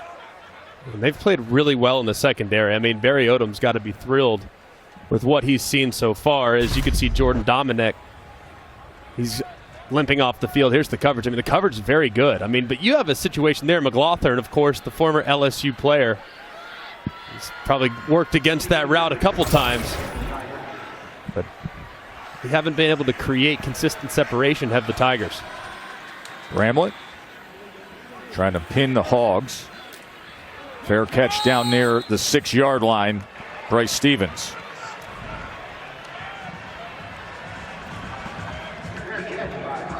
Israel Adesanya is going to take on Alex Pereira tonight in UFC 281 at Madison Square Garden.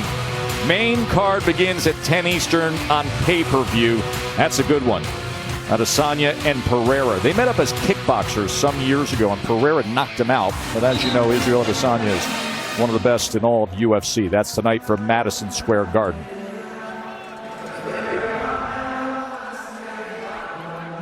Jaden Daniels looking on, trying to find some answers there for the passing game, but it might just be a run-heavy approach from LSU moving forward, given how their protection is not really held up, and they really haven't done a great job separating as well. Remember, the new quarterback is Cade Fortin.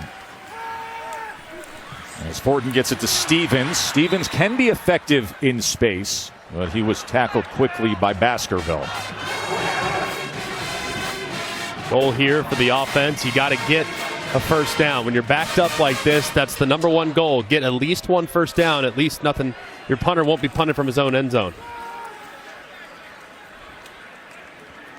A.J. Green will get it out to the 14-yard line. It'll be 3rd and 2.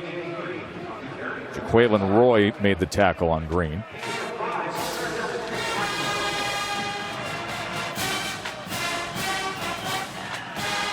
Harold Perkins, 3 sacks today.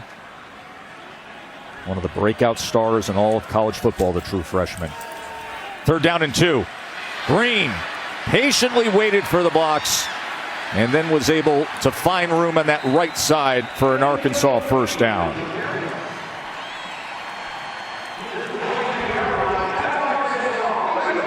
That was nicely done by Green, and a good job up front. As you can see, Bo Limmer on the right-hand side, and obviously Ricky Stromberg, the center, doing a pretty good job of creating that surge, and Green, more of a speed back. That's what he's known for, but pretty good job of being patient and letting that thing come to him. Fortin. That's not Malik Hornsby out on the field any longer. Harold Perkins. Results the same, though. Perkins just closes faster now than he did a moment ago. A good job there by Fortin, not trying to do too much. And don't expose yourself to the massive contact that's going to come if you try to turn around and make a throw.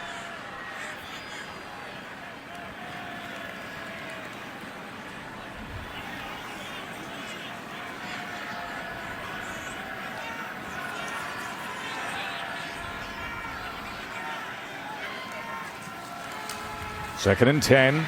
Fortin, man in his face, and he is brought down by Savion Jones.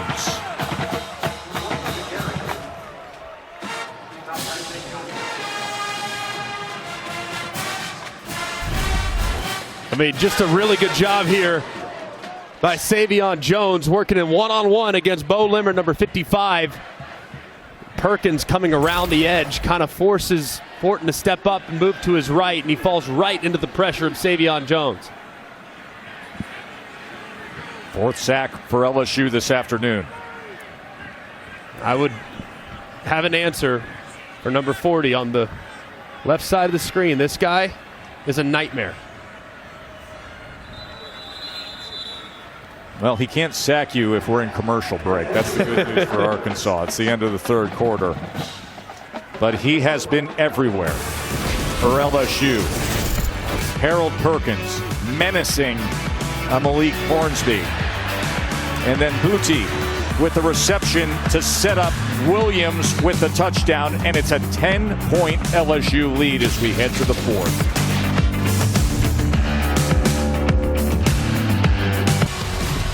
You're watching the SEC on ESPN as we begin the fourth quarter here in Fayetteville. Number 7 team in the country, the LSU Tigers, with a 10-point lead. If they win this game, and then if Alabama wins at Ole Miss, LSU is in the SEC championship. Third down and 17. Fortin. That ball is complete to Landers. Could have been picked off, could have been a disaster, but Landers catches and spins, and it's a first down Arkansas. Wow, that ball is hung up in the air forever as Landers running the big dig. Looked like they definitely had a little bit of miscommunication there as well. A bunch of guys running across the middle. Fortin now goes to DeBinion, and DeBinion tackled by Perkins after just a gain of 1. And that's the message. If I'm Sam Pittman and this Arkansas team, I'm saying, look, we're one play away from being right back in this game. I mean, it feels like an insurmountable lead, but man, I mean, all it's going to take is one person to step up and make a play, and we're back in this thing. That would be the message if I'm Sam Pittman. That was the first play they had that went for over 20 yards. And now Fortin doing it with his feet. Matt Berry, what's going on? I have a Tennessee update for you, Tess. They were letting Missouri hang around 28-24, then same as it ever was. Jalen Hyatt from Hendon Hooker, 68 yards, Vols 35-24 in the third. Jalen Hyatt has 146 yards in that game. I mean, he has been a stat machine as DeBinion takes it. I don't know that there's a receiver that when you just look at the stat line week after week is more impressive than Jalen Hyatt. It's been pretty phenomenal, the season he's put together, and that offense, of course, just terrific and so fun to watch, with the exception of last week, of course. Of course, it's what happens when you go up against Jalen Carter wrecking everything. Second and 12, look at this in stride! It's Landers again! As Cade Fortin stood in there tough and delivered. Harold Perkins was coming in, Fortin delivered, and Landers with a 40-yard touchdown catch. And Harold Perkins coming off the edge and just delivering a strike, but Fortin hanging in there completely unfazed. Let's take a look. Does he go out of bounds? Doesn't look like it right there. Very, very close there as Landers hugged the sideline. Just a tremendous job of winning over the top by Landers, and an unbelievable throw under duress from Cade Fortin. Watch his feet. Does he step out at any point here? Difficult to tell right there. Here you go at right foot, left foot. Nothing there that would indicate to me that he's out of bounds. Nope. Yeah, I think he stays in. Pretty remarkable job there as he's working against the big physical Mekhi Garner. He just beats him right around the edge, and this play is going to stand as they leave the kicker on, and he'll get set up now to make it a 3-point game. And you think about the decision made by Sam Pittman to say, listen, we love Malik Hornsby, but we've got to be able to do something downfield in this matchup. As little as the extra point, and they do. And it finishes with a 94-yard drive.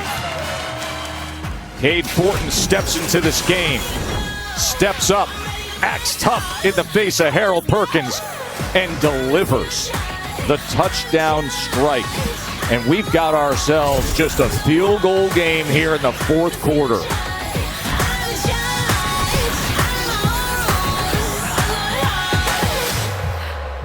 40-yard touchdown to Landers will make you dance now, Greg. Oh, absolutely. If he had the chains, I would have thought it was Kirk Cousins, but no chains, no game. First Arkansas points since 4:48 to go in the first quarter.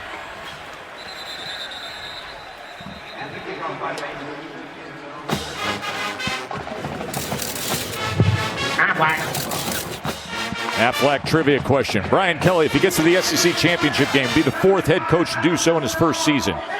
Aflac trivia question wants to know, Greg McElroy, who are the other three? I know two for sure, because they've happened in the last few years.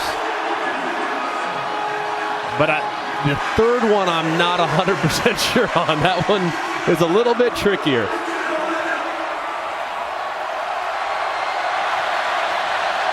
You can hear this crowd right back in this game. Jaden Daniels on first down.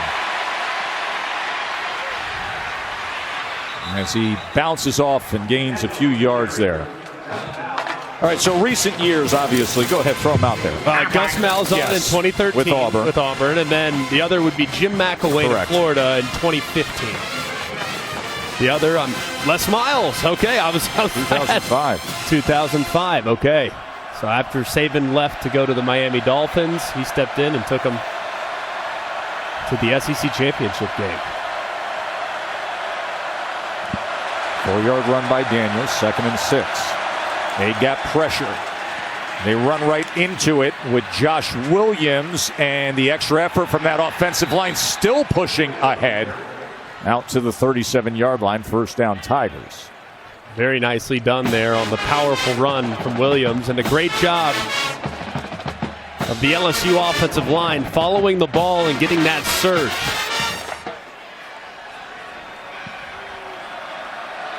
LSU trying to clinch the SEC West today. If they can win here and Bama beats Ole Miss. But Arkansas has come back. Cut it to 3 as Williams takes it ahead to the 41-yard line. LSU has gone with that formation several times today, and it's only been 2 different plays. One where they hand it off inside, the other where they fake the pitch to the outside and go with the quarterback power. So Bumper Poole tried to get that communicated quickly and wasn't able to do so in time to stop the run.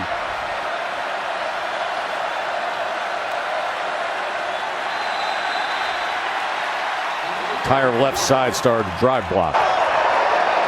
False start. Offense number 70. 5-yard penalty. 2nd down.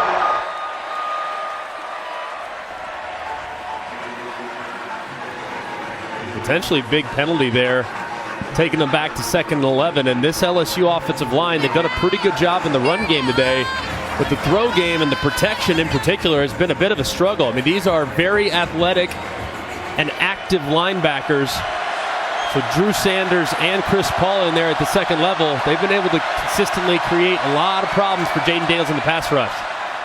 Daniels on 2nd and 11, and the pressure gets to him. Chris Paul Jr. with the sack.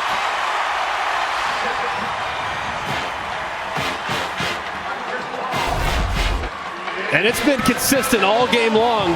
They bring the pressure overload. And obviously Chris Paul just told you just how active those linebackers have been and how problematic it's been in the pass protection for LSU against that speed and athleticism at the 2nd level. Sets up a very difficult 3rd and long for LSU.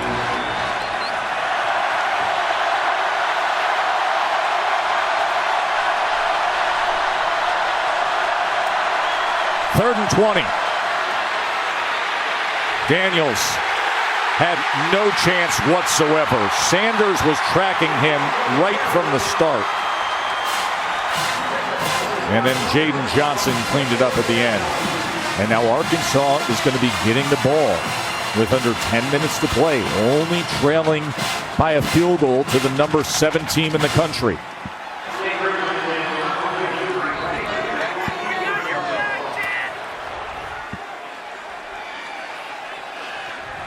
Fifth punt for Jay Bramlett, 2nd in a row.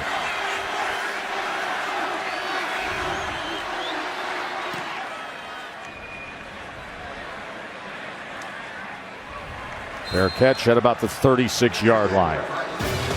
Should be interesting to see how this plays out. 9:40 to go. Arkansas with the ball.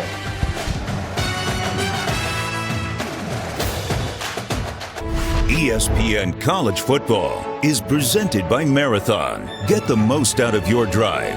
And in part by Papa John's. The Shaq-a-Roni is back at Papa John's, and it's fit to feed a Shaq-sized family.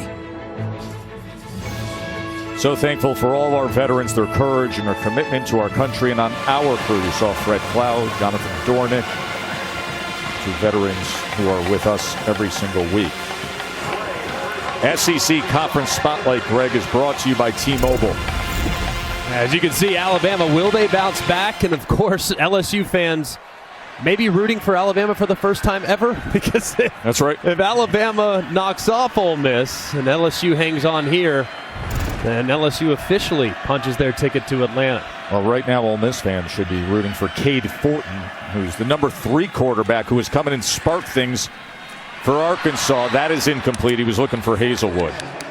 Hit Landers on a big touchdown moments ago to pull within 3. So far, Fortin's done a pretty good job of understanding when pressure's coming, still hanging in there and getting rid of the football. In that particular case right there, pressure coming right up the middle. His offensive line whiffed. He drifted to the right and gave the receiver a catchable ball. He's definitely showing that veteran presence right now at quarterback for the Hogs. Fortin on 2nd and 10. Steps up with the pressure collapsing off the edge, and it was Roy who found him. So now a big 3rd down coming up for Arkansas. And on 3rd down, there's only one guy you need to keep an eye on, and that's number 40 for LSU. Harold Perkins right here, end of your screen, potentially working in a one-on-one against that right tackle. He has 3 sacks today. 3rd down and 9. Fortin. That is incomplete. He was looking for Landers, and Garner had coverage. Now they've basically said uncle, Arkansas has, when it comes to Harold Perkins. They've had Trey Knox over there at tight end to help out for Tykeus Crawford, the backup right tackle who made the start today, in for the place of the injured Dalton Wagner. Clearly making it a huge point of emphasis, saying we cannot let 40 affect this game as much as he has in the final quarter of this football game. Reed Bauer on for his 6th punt. Clayton calls for the fair catch down around the 17-yard line. LSU's trying to clinch this division today. They still got a lot of business to do with just under 9 minutes to play here in Fayetteville. Football playoff rankings are brought to you by Verbo. Potentially some shakeups today. Of course, TCU, an underdog right now on the road in Austin against the Longhorns tonight. Bama and Ole Miss should be a great one coming up here in just a little bit. And then Oregon, a difficult game against a rival there in Washington. Of course, it's in Autzen Stadium, though, so advantage Ducks. Jaden Daniels on 1st down, going to the outside and going up high and getting it is Neighbors. What's going on, Matt Barry?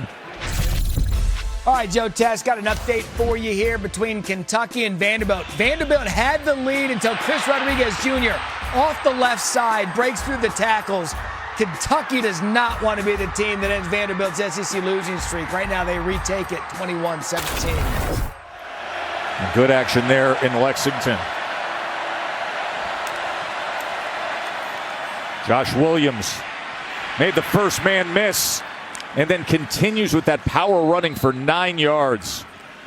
Hudson Clark couldn't come up with the tackle getting into that hole. Yeah, look at the little shake, though, by Williams. Little shimmy, Hudson Clark right there in a difficult spot. Tries to break down, but a little wiggle there by the running back forces him to miss. Tell you, man, Williams is a good back. Very well-rounded. Now, of course, over 100 yards on the day.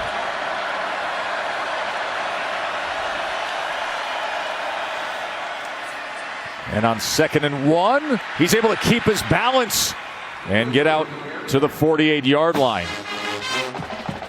We've talked earlier in the show that this LSU offensive line is big. They're very physical, and it's this part of the game in which you really start to feel the weight across the board. I mean, you have 2 guys that are over 330, 2 guys that are over 320, and a center that's right around 300. And this is a big group that will wear you down as the game goes along. Daniels pulls it, and he is tripped up right at midfield by Dwight McGlothern, a former LSU player. Started 6 games over 2 seasons for LSU. Nice tackle there from McGlothern.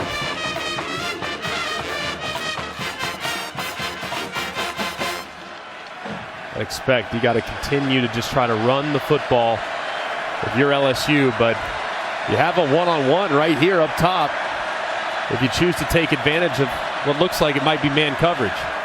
Daniels on 2nd and 7.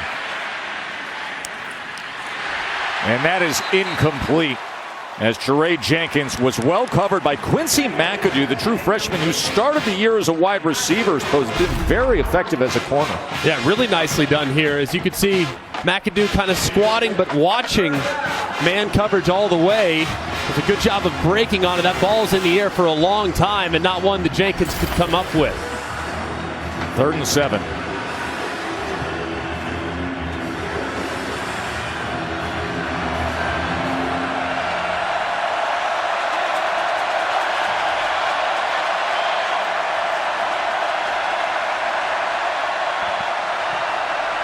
Keyshawn Boutte in motion. 3rd and 7. Daniels looks over to the left side. And that tackle by Jaden Johnson is going to have Keyshawn short of the line of gain. And the offense will be quick to get up to the line of scrimmage for 4th and short. I think it's a good spot there by the official as well.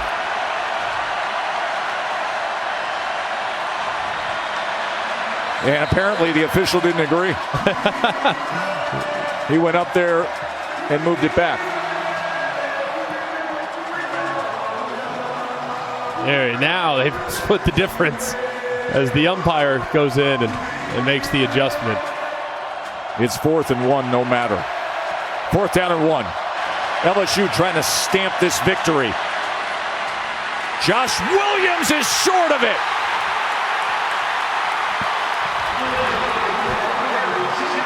Simeon Blair with the tackle on 4th down.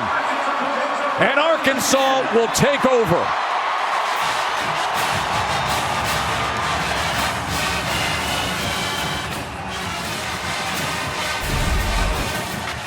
And you just see the crash on the end of the line of scrimmage. This would be one that Jaden Daniels really needs to pull. As you can see, the defender, Blair, crashing right on the running back. The quarterback there, pull the ball, and then you're one-on-one in the open field with a lot of space. I'll take my chances if I'm Jaden Daniels, one-on-one with a safety. Just a bad read there, but an excellent play by Blair to drop Williams in the backfield. Cade Fortin came in as the quarterback for Malik Hornsby. And now Rocket Sanders trying to turn the corner, and he does successfully. So Fortin comes in and sparks this offense. The defense comes up with a big 4th down stop. And now under 6 minutes to play, and Arkansas on LSU's side of the 50 marching. Fortin. As that's going to lose yardage as Sanders was wrapped up by Greg Penn. Remember what's at stake in this game. LSU coming off that huge win, the thriller against Bama. They can clinch the SEC West if they hold on and win here at Arkansas. And if Bama wins at Ole Miss. Ole Miss would still be alive with a win against Alabama. But right now, Ole Miss could get some help if the Hogs can get things done here in the last 5 minutes.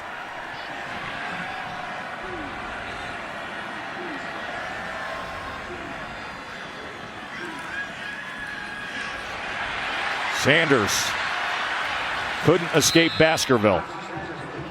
And I tell you what, as the game's gone along, Baskerville's made some incredible plays. But Jaquelin Roy, number 99, man, this dude is just starting to eat up front. And you talk to this staff, I mean, that's the guy that has really stepped up these last few weeks and is playing his best football here at the end of the season.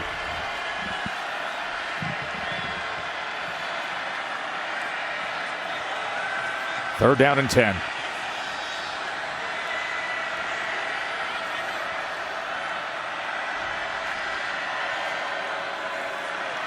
Fortin. Oh, he was best as he tried to throw it. And Baskerville comes up with it. Baskerville down to the 20-yard line. And guess who it was? Harold Perkins, that destructive force The ruling again. on the field is a fumble recovered by the defense. You don't have to go far to ask who's the most dominant breakout player on LSU's defense. Man, it is the ball going forward. They rule on the field that it was not, but they're, of course, going to look at it. But, man, Harold Perkins, look at him coming off the edge. And they actually have a running back on that side. Rocket Sanders is there to help out the tackle, but instead Rocket Sanders almost picks the tackle, which allows Perkins to get around the edge and ultimately make contact with Fortin, who's trying to deliver the football. Watch number 5, how he kind of bumps 53 and slows him down, but man, it's so close. And anytime the ball travels forward, to me, it makes me think that the hand was traveling forward, which ultimately would lead to an incompletion. But this should be a good look at it right here.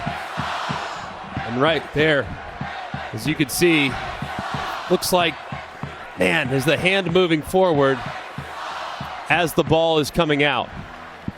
Matt Austin, go through the process with us, our rules expert. Well, the rule is if the quarterback's hand starts forward with control of the ball, then it's a forward pass. And to me, it looks like he does start the hand forward just as the player comes in to bat it. So I would think this would be a forward pass that would be overturned to an incomplete pass. As you can see right there, it's loaded and then it starts to come forward. So I would agree with you. I think it's an incomplete pass. It's really close. Of course, it has to be indisputable video evidence beyond all doubt to overturn. But to me, it looks like that hand is traveling forward as the ball comes out. So if I were the official, I would call this incomplete and overturn the call on the field. If it stands, it's a 30-yard fumble return. If they say the arm's moving forward, incomplete. And we will rack it up for a fourth down. And not to get away too far from the replay, but Harold Perkins continues to just dominate this game. Heard from our rules expert, Matt Austin, who believes that you should get this overturned and go from a fumble with a 30-yard return to an incomplete pass. And of course, what might take so long, though, you got to look at the clock here. Obviously, it's now an incompletion as compared to what it was. So you reset the clock, and you got to figure out where was the ball. After review, the passer had firm control of the ball with his hand moving forward. Therefore, it is an incomplete pass. Be fourth down at the 43-yard line. And that is the case. So it'll be fourth down. But that guy right there, number 40, is a terror. I mean, just completely taken over the game as a true freshman. But a good call there by the official. And look, I mean, they have the running back there, Rocket Sanders, number 5. He's there to chip, to help out his tackle. And that time, the chip kind of hurt them more than it helped them because he chipped the tackle, which allowed Perkins to get around the edge more cleanly and ultimately make contact with Fortin's arm. Max Fletcher, the 6'5" true freshman, will be the punter. Greg Clayton's going to put those heels on the 10-yard line. I agree with this decision, too. Might think about maybe going for it, but not with this much time and knowing how well your defense has played, especially in the second half.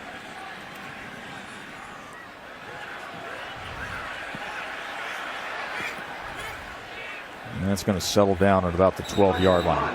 And even 4 minutes to play with so much on the line in the SEC West. LSU holding on to a 3-point lead when we return.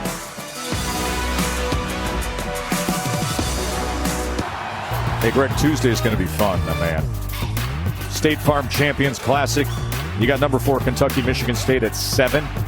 Are you on the College Football Reveal Show? Not this week. Not this week. Okay. No. College Football Playoff Top 25 rankings with Reese and the crew without Greg at 9. And then Duke, Kansas, number 7, number 5 to top it. Well, you were excellent this past week. You'll get an invite back, I'm sure. 4 minutes to play. LSU back on offense.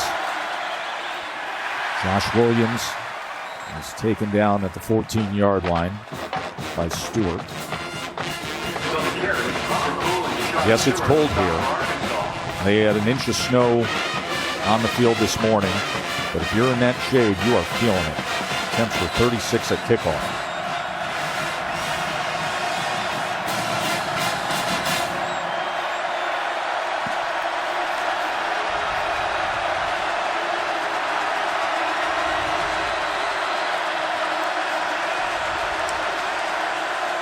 Second and 8. Here's Kane on the ground. As he gets out to the 18-yard line. So it'll be third down and a long 4 there. Jaden Johnson made the tackle. Big decision here, of course. You can throw it at the risk of potentially stopping the clock, or you can continue to try to churn away on the ground and to eat a little bit more time. I think you have to go full offense here. Throw it if they have to. If you leave a little extra time on the clock, who cares? I think picking up the first down is more important than thinking about the clock at this point of the game. They're only 3 of 12 on third down today. 3rd and 4. Sprint right. Daniels look familiar. Jared Jenkins, but look at where he is marked. Yes, let's see where they put this ball down. Remember, the yellow line is unofficial. Looks like it's a pretty good spot. It is a fairly generous spot, but we'll see where he reaches out to. Yellow line is unofficial. Jenkins forward progress. They're going to move the chains and give him the first down, but that is that sprint right that was run last week in overtime with the 2-point conversion. For same exact play, just different guy that's on the receiving end, but sprint right option, an old West Coast offense staple, and the ruling on the field is that the runner made the line of the game. They're going to take a look at it. It looked initially like he was going to be a little bit short, but it was a real favorable spot there on the sideline. Ultimately, that's on the receiver. I mean, you got to understand how far you got to go. And Jenkins runs that route real short, and the off-target throw certainly didn't help matters either. And keep in mind, the camera view you're looking at, the angle you're looking at, is not down the line. So it's an inexact science to say that you have the perfect evidence. Matt Austin, our longtime rules expert, what do you see? Well, Joe, I agree with you and Greg, and you're right. You can't see, the view is not right down the line, and anytime you get this view, it's going to push the ball carrier back further. But if he needs to get to the line, you can see the runner is right between the 2 hash marks, and I never saw the ball come out to get to the line to gain. So I think he's short, but is that indisputable evidence to overturn it? Calling the field's a first down, I have a feeling it's going to stand. Yeah, and sometimes, and Matt, I feel like it's very rare to see calls like this overturned, spot of the ball, especially when we're talking about a half yard at most. So I think it's very difficult, like you said, to create indisputable video evidence beyond all doubt to overturn. I think he's a little bit short, but I can't tell you without a shadow of a doubt where that football is at that point right there. Dwight McGlothern was the cornerback who was a former teammate of Jeray Jenkins, the receiver for LSU. He transferred from LSU to Arkansas. 2:18 to play, and obviously if LSU gets the first down, they're in 4-minute offense, and they can try to put this game away. 3 timeouts with Arkansas remain. Arkansas gets the repositioning, and they got a chance to get the ball back and make some magic. I think he's short. I don't know about y'all. To my eye, it felt short. 100%. Live action. Absolutely. Live action, it felt short. Everything about it felt short. And then the spot, of course, it seemed favorable, but it's really difficult to tell from the looks we have exactly where that ball was. After video review, the ruling on the field that the runner made the line to gain stands. First down. And I think that's one of those, as it favors LSU with the first down. You see the reaction by Sam Pittman from Arkansas. I think that's one of those that Matt Austin, mentions, hey, but do you have that video evidence where you can say, undoubtedly, it needs to be repositioned and it is not the line of game? Exactly right. And in this case, it's a first down for LSU. Yeah, and there isn't anything concrete that would lead you to think that ball absolutely has to be moved back. So I think it was a correct call by the SEC officiating crew in the review booth. Good to have the call on the field. Daniels on first down is going to get some help from his true freshman right tackle, Emory Jones, and a flag is down as Jones was just bear hugging Jaden Daniels and said, let me see if I can get some yardage for you.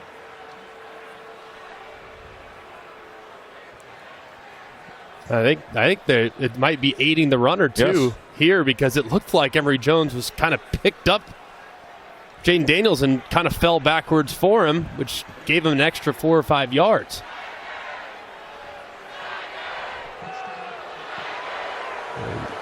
You can push the runner, but you cannot pull the runner. Okay. Aiding the runner on the offense, 5-yard penalty. Repeat first down. Yeah, you can push, but what you can't do is say, I'm going to turn you into a human suitcase and carry you down the field. Right. What Emory's doing there is perfectly fine, but as he turns and then starts to fall backwards, wrapping him up, he slammed Emory into the ground pretty good, too. It was a better tackle than we've seen from many of the defensive players today. It was well-intentioned, but just poor mechanics, and it now has LSU behind the sticks.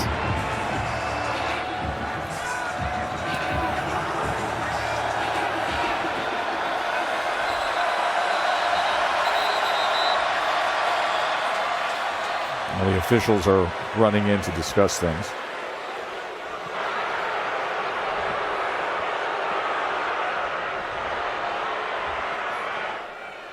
It is interesting there on that first down play, by the way, that LSU would drop back and throw it in 4-minute offense. I might add, of course, Jaden ultimately decided to run, but the fact that a pass play was called was a little surprising as well from LSU. And here Brian Kelly reminding, take the clock down.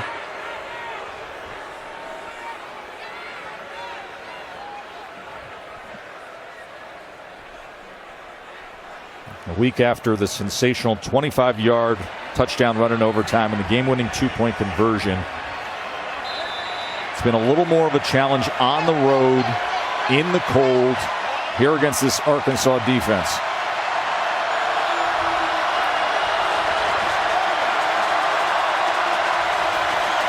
First and 15 after the penalty. And Bumper Poole slams down Noah Cain. Timeout, Arkansas. Immediately, obviously, Arkansas did a good job of preserving those timeouts for the most critical drive of the game defensively. I think Sam Perkins gets some credit for putting his team in position here. 3-point game against number 7 team in the country when you're dealing with injuries all over the place, including your starting quarterback. And then you go for the switch up and you say, listen, we're going to put in a new quarterback. It sparked things a bit. Yeah, give yourself a chance, right? Malik Hornsby, for as athletic as he is and how gifted he is, just wasn't his day. Wasn't seeing the field real well. Didn't have much rhythm in the offense. You go with the veteran in Cade Fortin that has been around, has played college football for 5 years, and he's really done a great job of giving this offense a chance. And the receivers also on the outside have done a pretty good job stepping up as well. They absolutely did. And right now, 1:55 to play. Arkansas using the first of their 3 timeouts.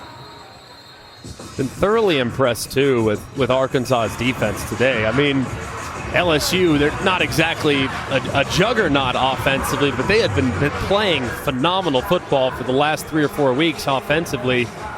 And to hold them to just 272 and just 86 yards through the air is pretty dang impressive from a defense that has certainly had their fair share of ups and downs this season.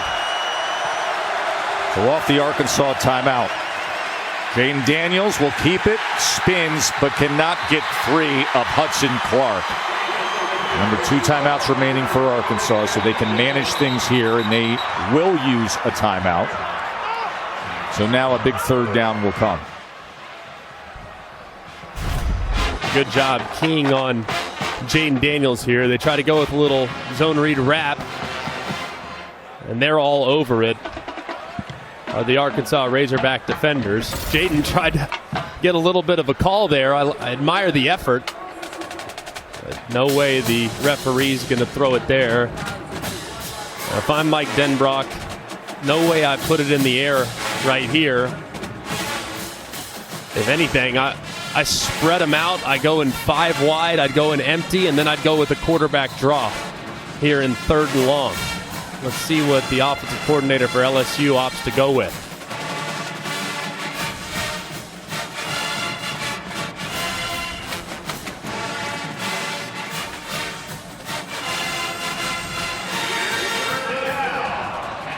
That is what they're playing for each and every year. The battle for the Golden Boot. The 4-foot-tall, golden-shaped outline of the 2 states.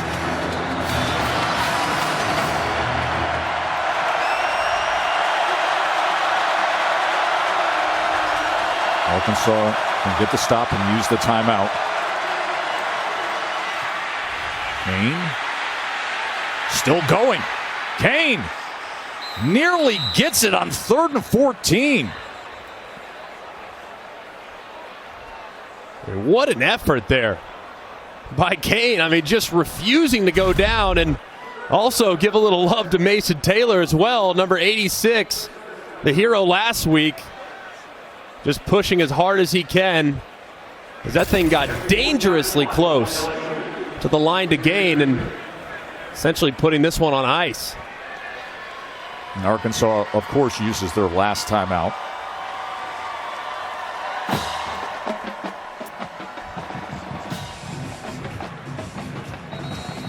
Remember, an LSU win and an Alabama win, and LSU is going to the SEC championship game.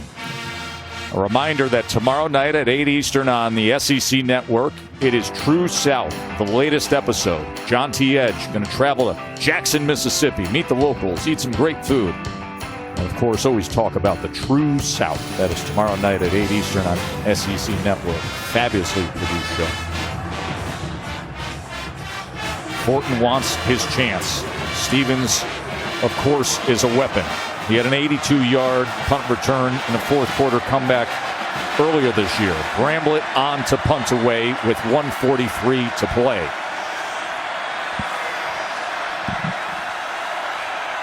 Low snap, able to field it. Sends a knuckler that takes a very good LSU bounce, though, and goes harmlessly out of bounds. And that leaves 1:35 to play. That is the guy that Arkansas will have to deal with, Harold Perkins. Well, those are the guys that make big bucks at the next level because they close games. Look at him all day today. He has been a complete destroyer of whoever's in at quarterback for the Arkansas Razorbacks, whether it was triggering as quarterback would break contain. He's been asked to spy Malik Hornsby, and remember, Malik Hornsby has elite speed. However, Perkins has shown that he also has elite speed as an edge rusher. But you remember the Super Bowl, Aaron Donald put the game on ice. He finished it. When you are a pass rusher, you're a closer. This is Perkins' opportunity to continue his dominance and end this game. Or will Cade Fortin do something special? Could have started off with a good one to Matt Landers, but it's dropped. Remember, Cade Fortin came into the game here in the second half in replace of a really ineffective, at least passing the ball, Malik Hornsby, and he sparked things. Had a drive where he went 4 for 4, had the 40-yard touchdown pass to Landers, and now he gets his chance. A guy who started his career at North Carolina, transferred to USF, and comes here to Arkansas where he's number 3, and now comes in, and with a minute 32 against the number 7 team in the country, what does he have? Here's Fortin, second down. Gets it complete as it goes to Hazelwood. First down, Arkansas. Very nicely done there by Fortin, and excellent job up front as well with the protection. Hazelwood gets a little outbreaker on a little bit of a layered concept and also finds the sideline. Nicely executed by the Hogs. Fortin. He was hit as he was throwing, and it was Perkins again. Harold Perkins has been harassing Arkansas all day long. And are they saying that's a live ball? The ruling on the field is a fumble recovered by the defense. They are saying that's a fumble recovered by LSU. Wow. The ruling on the field is that this is not a forward pass, that it's a fumble. Was the ball out of his hand? Harold Perkins right on top of Cade Fortin. You be the judge. It looks like it to me. Remember, the time that we just saw a second ago that was ruled incomplete, that ball was in the hand all the way through. Right here, the ball comes loose as Fortin is bringing it back. The ruling on the field is a fumble recovered by the defense. The previous play is on a video review. All right, let's bring in longtime SEC referee Matt Austin. Matt, what do you see? Well, I agree with Greg. This is just the opposite. The hand gets hit before the ball comes forward. He loses control. Then the hand comes. I think this is a fumble. This is a good call. I agree. Watch the ball. It's out. And then only does his forearm act as a catapult of sorts to make the ball go forward, looking like an incomplete pass. I mean, and that's just sticking your hand out and just trying to swipe at it as you go by. But I think this call is going to be confirmed. And Harold Perkins, we told you just a second ago, this is where you close games. This is why edge rushers in the NFL get paid $20+ million a year to win games. It's exactly what Harold Perkins did right there. Review, the ruling on the field as a fumble is confirmed. LSU will have the ball 1st and 10. Harold Perkins, the true freshman sensation, just closed out this game on a day where you cannot possibly play better than he did. Greg, 8 tackles, 6 of them solo, 4 sacks. 4 sacks, tying the single-game LSU record, and that play to end it. And remember, he had a sack taken off the board that resulted in a fumble that would have ended it 5, 6, 7 minutes ago. That's right. Even the numbers, as impressive as they are, his impact on the game might have been even more significant than the numbers would suggest. Listen, we have been with this LSU team from week 1 forward. We've broadcast 5 of their games. Every single week, whether it's Brian Kelly or Matt House, they will tell you something about Harold Perkins, how special he is, how he can run, how he plays with tenacity, how strong his will is to get to the football. But you know when you start hearing from other coordinators in the league, right, rival coaches in the league, where they acknowledge how special of a talent this is as a true freshman. The sky is the limit for Harold Perkins, and you are already seeing how dominant of a player he is. He is an unstoppable force. And the scariest thing is that he's still learning how to play the position. I mean, when he figures it all out and it all comes together, he could be the best linebacker we've seen in college football in a very, very long time. The boot is going back to Baton Rouge. And here it is, folks. Now you know what's at stake with Bama and Ole Miss. LSU will clinch the SEC West with an Alabama win at Ole Miss today. Katie? Thanks, Tess. Coach Kelly, the mark of a good team is being able to find different ways to win. Your defense pulled you through. What do you think of their ability to just gut this one out? Just a great performance. We really didn't find ourselves today on offense, but look, sometimes you got to grind through. I mean, this is a tough league, and the SEC is tough. Arkansas played great today. They were difficult to get anything going, and hat goes off to a coach today. Sam had his team ready to play. And again, we made plays on defense, and that was important. Harold Perkins was outstanding today. He was all over the field. And again, it's survive in the SEC, and we found a way to win on the road when we didn't have our A game, and you just keep, hopefully we learn how we have to prepare offensively week in and week out in this league. We'd be here a long time if I read you Harold Perkins' stats today. Crazy. What do you think when you're watching him play from the sidelines? That he's on our team, thank God. It's his athletic ability, his ability to consistently make plays. And listen, getting him in position to make plays, too, as a true freshman. I think Coach House has done a great job of utilizing him. Sometimes you have a great player like that and you don't utilize him. I think our staff and Coach House has done a great job of utilizing him to make an impact like he did today here at Arkansas. People wondered how your team would respond. You still control your own destiny. How proud do you feel to be able to say that? Yeah, no doubt. I mean, look, this is our 5th consecutive SEC game, coming off a big game last week. They fought hard today. It wasn't the best performance, but again, give credit to Arkansas. They played great defense today, and we just had enough to get the win. Congratulations. Thank you. Appreciate it. Thanks. Greg, what's your takeaway? Just a gutsy effort by both teams, I might add. I mean, neither team had their best stuff, but the defenses on both sides made tremendous plays throughout the course of the game, and LSU just continues to do what LSU has done all year. They find a way to, when the game goes to zeros, they find a way to be on top. Might not always be pretty, but that final score looks pretty dang good. And Harold Perkins, if you don't know his name by now, you better learn it. This dude is going to be a nightmare for everyone in college football for years to come. He had 4 sacks. He was unstoppable. 13-10, number 7 LSU gets by. For Katie and Greg, I'm Joe Tessitore. Enjoy the rest of your day, including our visit to the college football scoreboard coming up in moments.